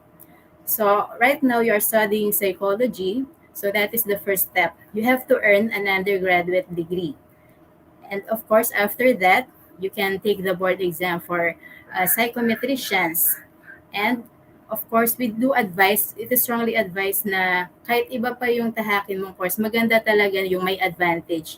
So it is better really to pursue an undergraduate degree. I mean, a graduate degree, such as a master's degree in psychology, or if sa education, guidance counselor. So, maraming iba. So, for clinical psychology, before you earn that master's degree, meron pang mga ibang trainings, mga field work na kailangan mong i-take, minimum of 300 or 500 hours, 600 or iba 1,000 hours of field work that you have to complete or yung iyong training. So, once you earn that degree, of course, then you can be eligible to take the board licensure exam for psychologists. And once you pass that board exam, then by law, you are already allowed and eligible to practice this field. However, of course, if you want to really focus on the clinical side, my personal advice to you is to keep on learning, to keep on attending trainings, and gaining certifications. So, kailangan yan kasi we have to be careful in doing our practice. Hindi sapat na meron kang lisensya. You have to be very knowledgeable, very experienced. You have to expose yourself sa mga iba't ibang sitwasyon, circumstances na may kinalaman sa ganitong klaseng trabaho. So, getting training such as mental health first response, psychological first aid, applied behavioral analysis, and so many other psychotherapy courses na pwede mong i-take. You have to get them. Kasi not only would you be eligible to practice this profession, most importantly, of course, is you would be credible. Mas magkakaroon ka ng credibility. Diba? And of course, once you are already in the field, you can also apply for certifications. Like for example, ako, I already have a license as psychometrician, as psychologist. Pero to further my eligibility, my credibility, I also applied for a certified specialization in clinical psychology and assessment psychology. And to get those specializations, kailangan yung minimum of 3 years of actual experience dun sa field, and then yung mga outputs mo na you also have to submit. So, nandun dapat yung consistency sa ginagawa mo rin na work. So, these are very important. And another advice, if yung puso mo talaga nasa clinical, ay pag-graduate mo pa lang, maganda na umpisahan mo na ngayon yung pag-apply sa isang clinic, sa isang psychological center. And these are the skills that are very important, whether you are studying psychology pa lang and once you graduate. Ito yung mga importante na you have to cultivate. Because like I said earlier, hindi lahat ay pwedeng maging psychologist. Hindi lahat ay pwedeng maging psychometrician in the clinical setting. So you have to possess these skills. You have to cultivate them. If sa tingin mong kulang ka pa dyan, kailangan mo silang ma-cultivate. So communication and interpersonal skills are very important because you will be dealing with different types of people in all walks of life. Dapat alam mo kung paano sila kausapin, kung paano sila i-approach, 'di ba? Kung alam mo kung paano kunin yung loob nila para magtiwala sa iyo. At alam mo kung paano i-explain, ipaintindi sa kanila yung kanilang mga nararanasan para matulungan din yung sarili nila. Organizational skills are also very important. And hindi lang siya yung pag-organize ng mga gamit na dapat nasa ganitong lugar yan. Dapat maayos yung mesa, yung kwarto, ganyan. Pero organized din dapat yung iyong utak. Dapat hindi siya sabog or magulo. Diba? Kasi how can you talk properly sa mga iba't ibang tao kung ang dami mong iniisip, ang daming kung ano-ano yung pumapasok sa isip mo. So, you have to be organized. Of course, very important rin yung pagiging good listener. And when I say good listener, it is listening, hindi lang sa kung ano yung sinasabi ng tao sa'yo, yung mga words na lumalabas sa bibig nila, even yung mga words that are left unsaid, yung kanyang mga actions, yung kanyang and to listen dun sa mga ganong sinasabi ng client sa'yo. And beyond, of course, writing skills are also very important, lalo na sa ating field sa psychology because ito yung paraan natin na nako-communicate yung ating findings, report, information about the client and its case. And ako, even dun sa mga trainees pa lang namin, bukod sa mga staff, lagi kong sinasabi, kahit na period lang yan, kahit na kama lang yan, simpleng pronoun na he, she, yung pangalan ng tao, yung date, lugar, yung actual. So yung the way na i-tell mo yung story through writing, lahat yan very important. Lahat yan, kailangan tayong maging careful. Kasi dyan nakabase yung record ng tao, yung kung ano yung makikita niyang result, yung kanyang basis, dyan lalabas yung findings, yung evaluation, di ba? And once yung pagsulat mo ay polish at nabasa yan ng client yung mga involved na individuals, sila mismo yung lalapit sa'yo para to get your services. So sa amin, ganun yung nangyari. That's why we do attest dun sa quality of service that we provide. Kasi we make sure na maayos yung pagkakasulat and yun nga, you also have to have a keen eye for details, gano'n man yan kaliit. Hindi lang sa writing, even sa tao mismo. Diba? You should be a good observer. Resourcefulness, ibig sabihin, hindi ka lang dapat by the book. Or hindi dapat kung ano lang sinabi sa'yo, yun lang yung gagawin. Dapat ikaw mismo, marunong kang mag-isip ng paraan, ng ideas. You have to know how to think outside the box. Diba? Kasi iba't ibang case talaga yan. Iba't iba yung mga concerns na may encounter mo.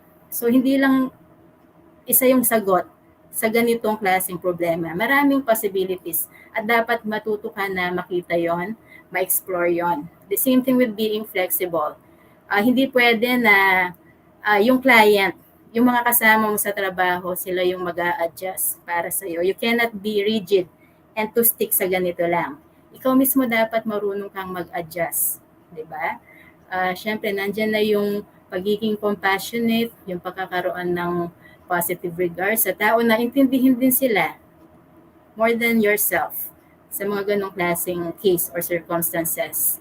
And of course, the ability to work independently and on a team.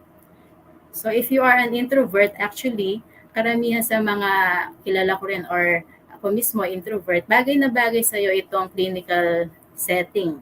Kasi yun nga, kapag nagsusulat ka, you have to focus sa pagsusulat, ganyan, para marami kang magawa. And yun nga, yung pagkakaroon ng introspection is very important also. Pero sa kahit anong trabaho naman, hindi mo mawawala na kailangan mong matutong makisama sa ibang tao.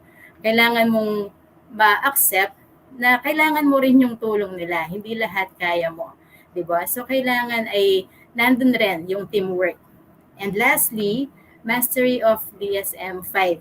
So, kumbaga sa atin, ito yung ating Bible, di ba? Dito tayo tumitingin, nagre-rely, ito yung ating basis sa ating mga evaluations, ganyan. So, you have to master them. So ngayong nag-aaral ka pa lang, kabisaduhin mo na yung mga iba't ibang disorders kasi marami yan, malawak. Sobrang maubos talaga yung oras mo dyan pa lang, di ba? And once you already apply or you practice sa ganitong field, dapat alam mo na kasi iba-ibang symptoms yan, may mga nag-overlap, di ba? Iba't ibang mga case yan, mga background ng tao. So, hindi hindi siya yung one size fits all. Ganyan. So, kaya dapat malawak yung alam mo.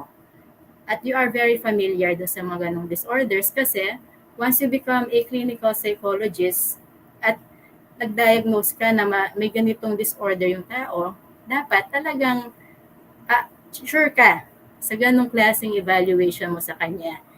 And it is also very important kasi doon din magbe-base yung recommendations, yung interventions, di ba? So kung sa una pa lang, diagnosis pa lang mali na, edi ano pa yung sense ng intervention na ginagawa mo, di ba? So you have to master the DSM-5.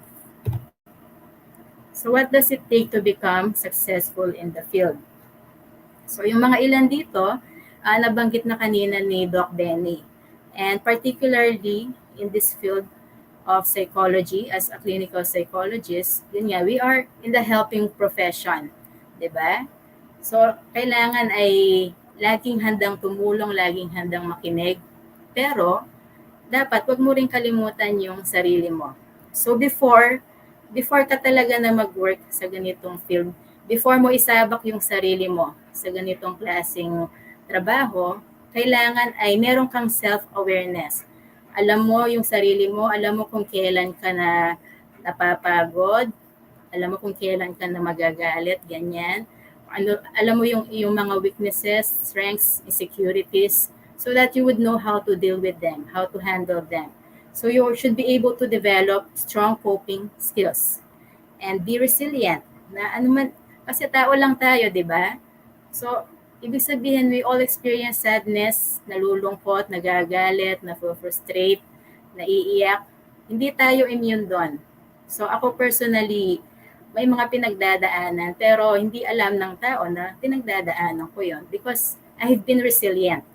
At yung pagiging resilient ay through exposure, through experience, through the willingness and openness to learn na kasama din dyan sa mga criteria, ay nakakatulong para ma-develop mo yon, as well as strong and effective coping skills. Kasi paano mo naman tuturuan yung isang kliyente na gawin ito kung ikaw mismo hindi mo naman alam gawin o hindi mo ginagawa, di ba?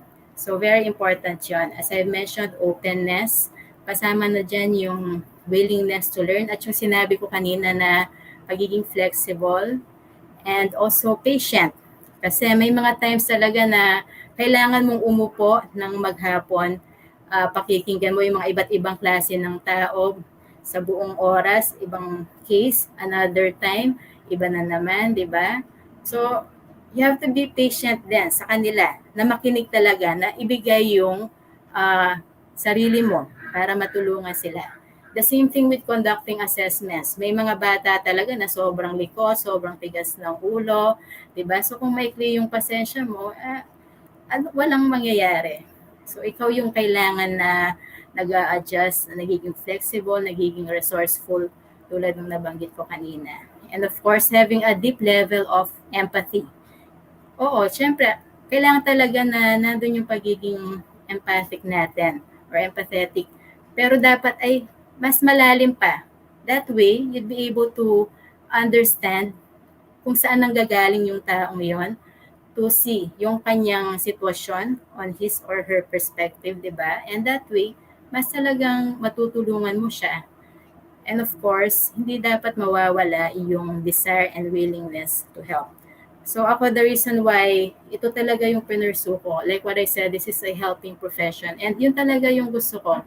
Through the gifts, the talents na binigay sa akin ni God, gusto kong gamitin yung mga yun para makatulong sa iba.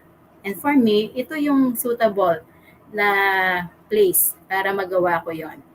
So, syempre, dapat nandun talaga yon. It's not really after sa prestige, title, or the money. Yun yung pinaka-importante. And of course, yun nga, kasama na dyan yung passion and interest with the work that you do. Kasi kapag nag-enjoy ka sa ginagawa mo, it doesn't really feel like work. Ako talaga ito yung pinangarap ko na ano kaya yung trabaho na ganun yung feeling na mararamdaman mo na nagtatrabaho ka pero hindi siya work pero nag-enjoy ka. It has become my way of life, ganyan. Parte na talaga ng buhay ko. And I'm thankful na I was led to this path and ito nga yung nakita kong lugar to serve my purpose. So, kailangan talaga natin yun para mag-continue ka. Kasi being in this field, being in this setting, is not that easy. Kailangan nga nandun yung mga nabanggit ko na mga iba't ibang skills, mga iba't ibang values, virtues. Kaya, dapat nandun yung puso mo. So, once you become a clinical psychologist, ano nga ba yung mga benefits, ano yung mga perks or mga pros? So, ito yung ilan sa mga yon. First, having a flexible work schedule. Ikaw yung may hawak ng oras mo. So, ikaw yung magde-decide kung sa ganitong time mo i-miss si client or sa ganitong oras, ikaw conduct yung ganitong service. So, depende sa'yo. Hawak mo yung oras mo and you can be your own boss. Lalo na doon sa mga gustong mag-private practice talaga na mag-put up ng sarili nilang clinic. You can do that. If wala kang kailangang intindihin, yung sarili mo lang. That is why self-awareness, as I mentioned, is also important. Dapat kilala mo rin yung sarili mo para mas ma-manage mo ng maayos yung iyong private practice. And when you are your own boss, like myself, of course, it comes with a lot of responsibility. Lahat yan dapat alam mo. So when I was just starting na ako lang and then nagkaroon ako ng mga staff, very hands-on talaga ako sa lahat ng areas. Sa lahat ng bagay ako mismo yung gumagawa. Even until now, if time permits, lahat ng yan, as much as possible, dapat alam ko. Ako mismo nagagawa ko. So because that is how a boss should be. Kailangan responsable ka rin, di ba? Hindi yung siya yung utos ng utos, ganyan. So ako yung ginagawa ko ay model. Kumbaga, ito yung gagawin, so ito yung pwede nyong gayahin. Diba? Hindi ako yung salita, ganito, ganyan. So I work through action.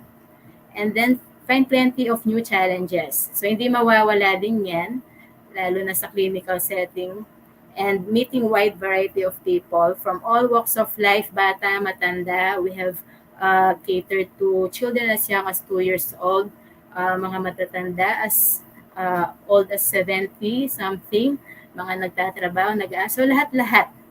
So kapag gano'n, di ba, napaka-exciting, napaka-interesting. And if you come to our clinic, marami kaming makukwento na nakakatuwa, nakakasayang mga experiences. So like what I said, it is far from being boring. Hindi ka magsasawa. And of course, as we all know, napaka-scarce, napaka-rare ng mga clinical psychologists sa atin, sa bansa natin. So, yes, it is in demand, itong klaseng trabaho. Even yung mga licensed psychologists natin, kulang pa rin sila. So, nandun yung job security, di ba? Kaya very important talaga na you pursue a higher degree, you undergo a lot of trainings. Kasi ikaw na yung mamimili sa kung ano talaga yung gusto mong trabaho. And hindi ka maubusan. Earn a potentially high salary. So yun, of course, it comes with being in demand, diba? It comes with being rare sa isang trabaho. Kapag talaga konti lang kayo, talagang malaki rin kita. And then, mataas yung demand, diba? So, and then konti yung supply or yung mga nagpo-provide ng service. So, of course, you can really charge as much as you can. Pero, for me naman kasi, yung principle ko, it all depends on the value that you give. Yung value, yung the way na i-provide mo yung service mo, the way na i-treat mo yung tao. It doesn't matter kung magkano yan or kung walang bayad. Hindi yun yung importante sa amin. That's why we can attest na maghanap kayo ng mga ibang clinic, you can be sure na sa amin na yung pinaka-mababa, pinaka-affordable, yet with high quality, syempre. So kasi yun yung sa akin, I started na conducting consultations for free, and then napakababa lang. Hindi importante yung pera kasi as time went on, based sa mga nakita ko rin, yung mga tao na yung lumalapit. And I believe dahil dun sa value na binigay namin. 'Di ba? So, you can earn a high salary, yes. Pero hindi yun yung importante. And then, of course, yung finding reward in helping others. Ito yung different kind of fulfillment. So, I was fulfilled, I was happy, I was rewarded in working in the recruitment area in the HR field as a college instructor, guidance counselor. Iba, masaya din ako doon. Rewarding. Pero ito rin ay ibang klase. Mas higher level of fulfillment for my, para sa akin. For sure sa iba, iba din yung sa kanila, di ba? So, nandun yung reward, hindi mawawala yun. Yung sense of fulfillment na pwede mong ma-experience. So, yun yung mga benefits of being a psychologist. So, in my case, I became a clinical psychologist like what I said. Ito na talaga yung path na ginusto ko when I learned about psychology. I pursued my studies because may times sa buhay ko na nangailangan din ako ng professional help. However, wala akong makita, wala akong mahanap. Hindi ko alam kung saan ako pupunta. Ganon. So sabi ko, if ako magiging psychologist, I will definitely make sure na magiging accessible siya, affordable, may ipoprovide ko yung kailangan talaga ng tao. So from the very beginning when I started my private practice, and the reason kung bakit ganun din na nagkaroon ako ng experience sa HR, sa industrial, sa educational, kasi walang opportunity for clinical. So that's why ako na mismo yung nag-provide nun. So in the long run, as time went on, nung nagkaroon na ako ng lakas na loob na mag-open ng private practice, so ito na yung mga gusto ko talagang na mangyari ever since. To be accessible sa mga provinces, provide awareness, reach out to as many people as we can, provide trainings to students, avenue to other mental health professionals, help those who suffer in silence, provide intervention and aid to parents and children with developmental concerns. And thankfully, after almost 8 years that being in the private practice, we are already able to do that here. At Psyzygy Psychological Center, which is already a corporation with our tagline, Your Mental Health Care with a Heart.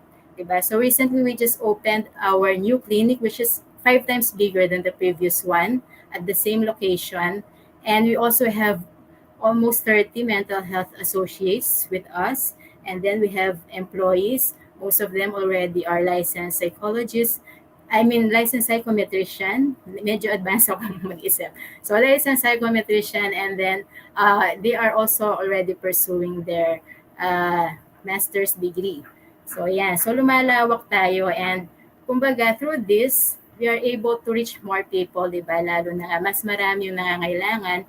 And malay nyo, kayong mga students mismo na nanonood ngayon, you can be a part of our family, of our center, and also make a change, di ba? Sa mga buhay ng mga tao na gusto nating tulungan.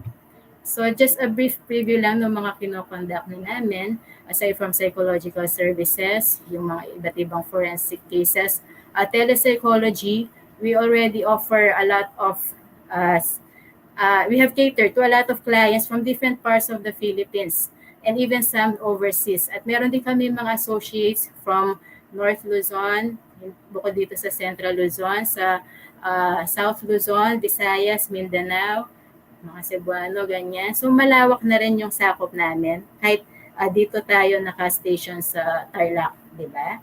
And also, we have employee assistance programs for our companies. PRC accredited continuing professional development programs, wherein so far we have provided to hundreds and hundreds of webinars, seminars to professionals, hindi lang sa mga psychometrician, psychologists, even sa mga social workers, guidance counselors, licensed professional teachers. So malawak din, di ba? And then test materials distribution, ako personally ay accredited sa mga publishers sa abroad. So syempre, kung kailangan ng materials which really are important dito rin sa profession natin, we are able to provide ng mas affordable sa mga iba ring companies, schools na nangangailangan din ng test materials. And very soon, ito yung pwede pa nating abangan in the future, lalo na sa mga merong neurodevelopmental conditions sa mga bata or even adults, ay yung behavioral therapy center na amin ng pinagtatrabahuhan at pinaplano sa ngayon. So, yun yung mga pwede nyo pang ma-expect with our services.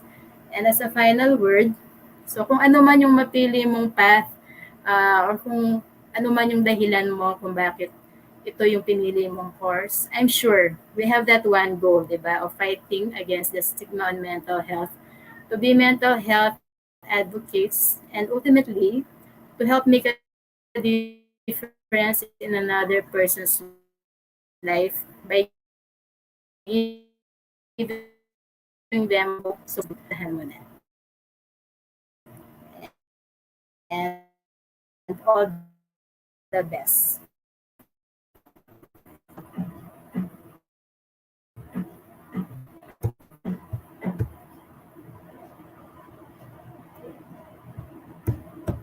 There you go.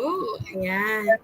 Miss Nina, we lost you there for a bit, pero I think everything's back to normal na. Ayan. So to everyone in our audience, we now open the floor for questions. Lagay nyo lang sa comment section and I'll read through it. Ayan. So Miss Nina, so to give them time to think about their questions, ako po muna yung mauna. First question po. Para sa inyo po, what is the hardest part of the job? And what is your what's your way to decompress after difficult moments, after difficult sessions? Ano po yung way nyo to distress and decompress? So, to answer your first question, the most difficult part of the job ay yung dealing with clients na nandun sa suicidal case. Yung mga tao na yun nga, gusto nang tapusin yung lahat, wala nang pag-asa, ganyan. Of course, like what I said earlier, napakalaking responsibility ng pagiging isang clinical psychologist because we are dealing with people's lives. We are making an impact sa buhay ng mga tao. So, we have to be careful. We really have to be knowledgeable. We have to be empathetic enough para talagang matulungan yung client. So, once naman naging okay siya, narinig mo na yung there's a glimmer of hope that he or she is looking forward to something na makakapagpasaya sa kanya, then it is all worth it naman. Yun yung fulfillment na sinasabi ko kanina. So, and then yung second na question, what do I do to decompress? Doing something na nag-enjoy ka outside of work. So, meron ako mga hobbies or mga ginagawa, particularly baking, cooking, ganyan. Or most of the time, spending time with my loved ones, lalo na sa mga anak ko, sa babies ko na 5 years old and 13 months. So, sila pa lang, makita ko pa lang, masaya na ako, alam mo yun. So, tanggal na yung pagod. Ayan, thank you for answering our question, ma'am. Next question po, ma'am. If you can recommend a simple practice or a routine for graduates that would want to pursue the clinical setting po, what would it be? Practice or routine. So, most particularly yung willingness to learn, yung kagustuhan na matuto kasi yun nga, napakalawak ng psychology, ang daming pwedeng matutunan. It is a continuous learning, not because meron ka ng license, meron ka ng bachelor's, master's, or even doctorate degree. Hanggang doon na lang. Hindi natatapos dyan. So, much better na nag-aaral ka pa lang, ay talagang napapractice mo na yung pagkakaroon ng skills in learning, in absorbing, and learning other information na importante, ganyan lalo na sa field natin. So, tuloy-tuloy dapat yung willingness natin na matuto at mag-aral. Thank you po, ma'am. Last question na lang po, ma'am. with all of the achievements po and the accolades that you received, may we ask ma'am kung gaano po ito kahirap isabay sa personal life, what are the things that you had to sacrifice, quote unquote sacrifice, for you to excel in your field now. Ganyan po. So actually siguro sa iba, kapag nakikita nila parang gano'n na lang madali. Pero it took a lot of sacrifice din, a lot of hard work. Kumbaga yung time mo talaga nakadedicate talaga doon and yung passion nga. Kasi once you have this passion, it doesn't really feel like work or an obligation, ganyan. And I believe yung sobra ding nakatulong sa akin. I am lucky enough to be surrounded by very supportive people. Yung mother ko, asawa ko, kapatid, mga kaibigan, other colleagues. So, lahat sila, of course, ay naging vital para marating ko man yung kung ano ako yung ngayon. Ayan. So, confirming that there are no questions from the audience. Sayang yung chance with Miss NIña. So, don't worry. This webinar is recorded naman. Para you can go back to this session and review kung ano man yung na-miss out. Ayan. Ma'am Nina, we prepared a certificate. So, this certificate is from the Office of Career and Job Placement Services. Ayan.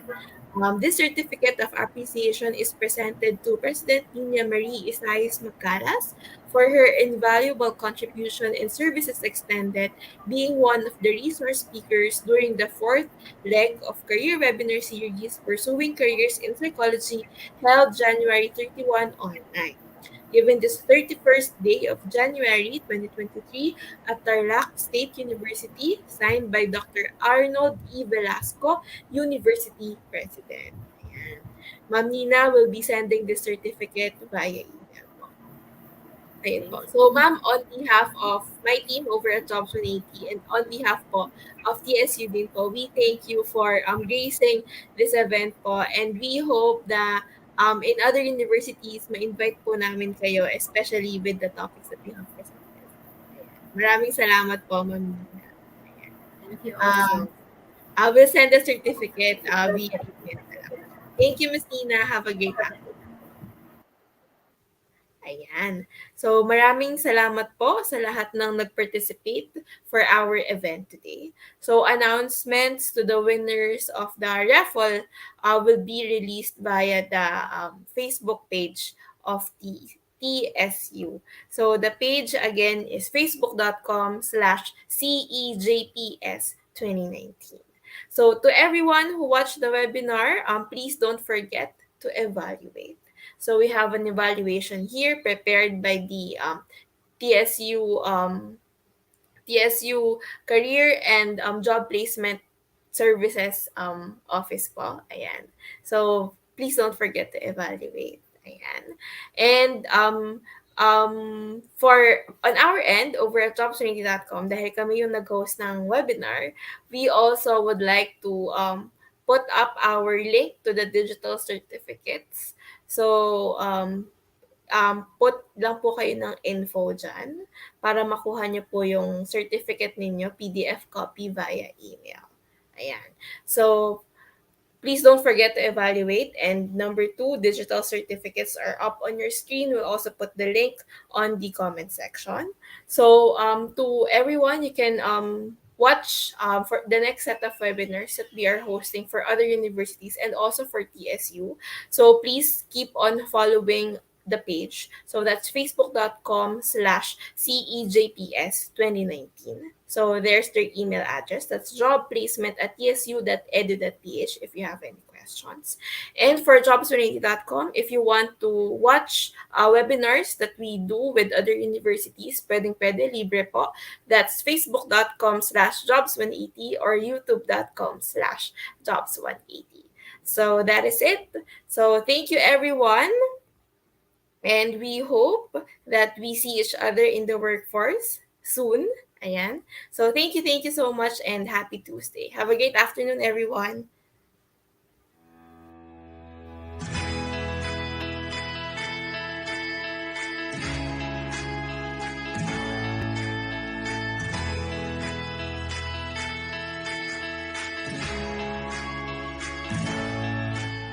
Jollibee Foods Corporation is one of the largest and fastest growing Asian restaurant companies in the world. Home to formidable brands with Jollibee at the helm. It operates over 5,800 stores spanning 35 countries across Asia, North America, and Europe.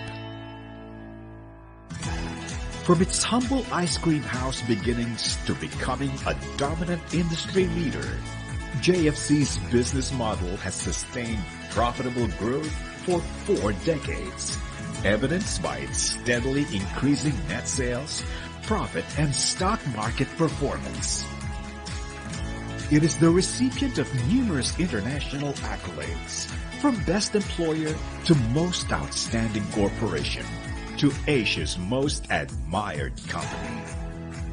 JFC continuously gives back to the communities it operates in through the Jollibee Group Foundation. Its core programs are centered on food security, alleviating hunger so children can continue their schooling, and connecting small farmers to sell their produce to large institutions to uplift their livelihood. Through consistent taste superiority, outstanding value for money, and the highest quality of food, service, and cleanliness, coupled with the talent and commitment of its world-class organization expanding across the globe, JFC delivers on its mission to bring the joy of eating to everyone. Taking it closer to its vision of becoming one of the top 5 restaurant companies in the world. This is Jollibee Foods Corporation.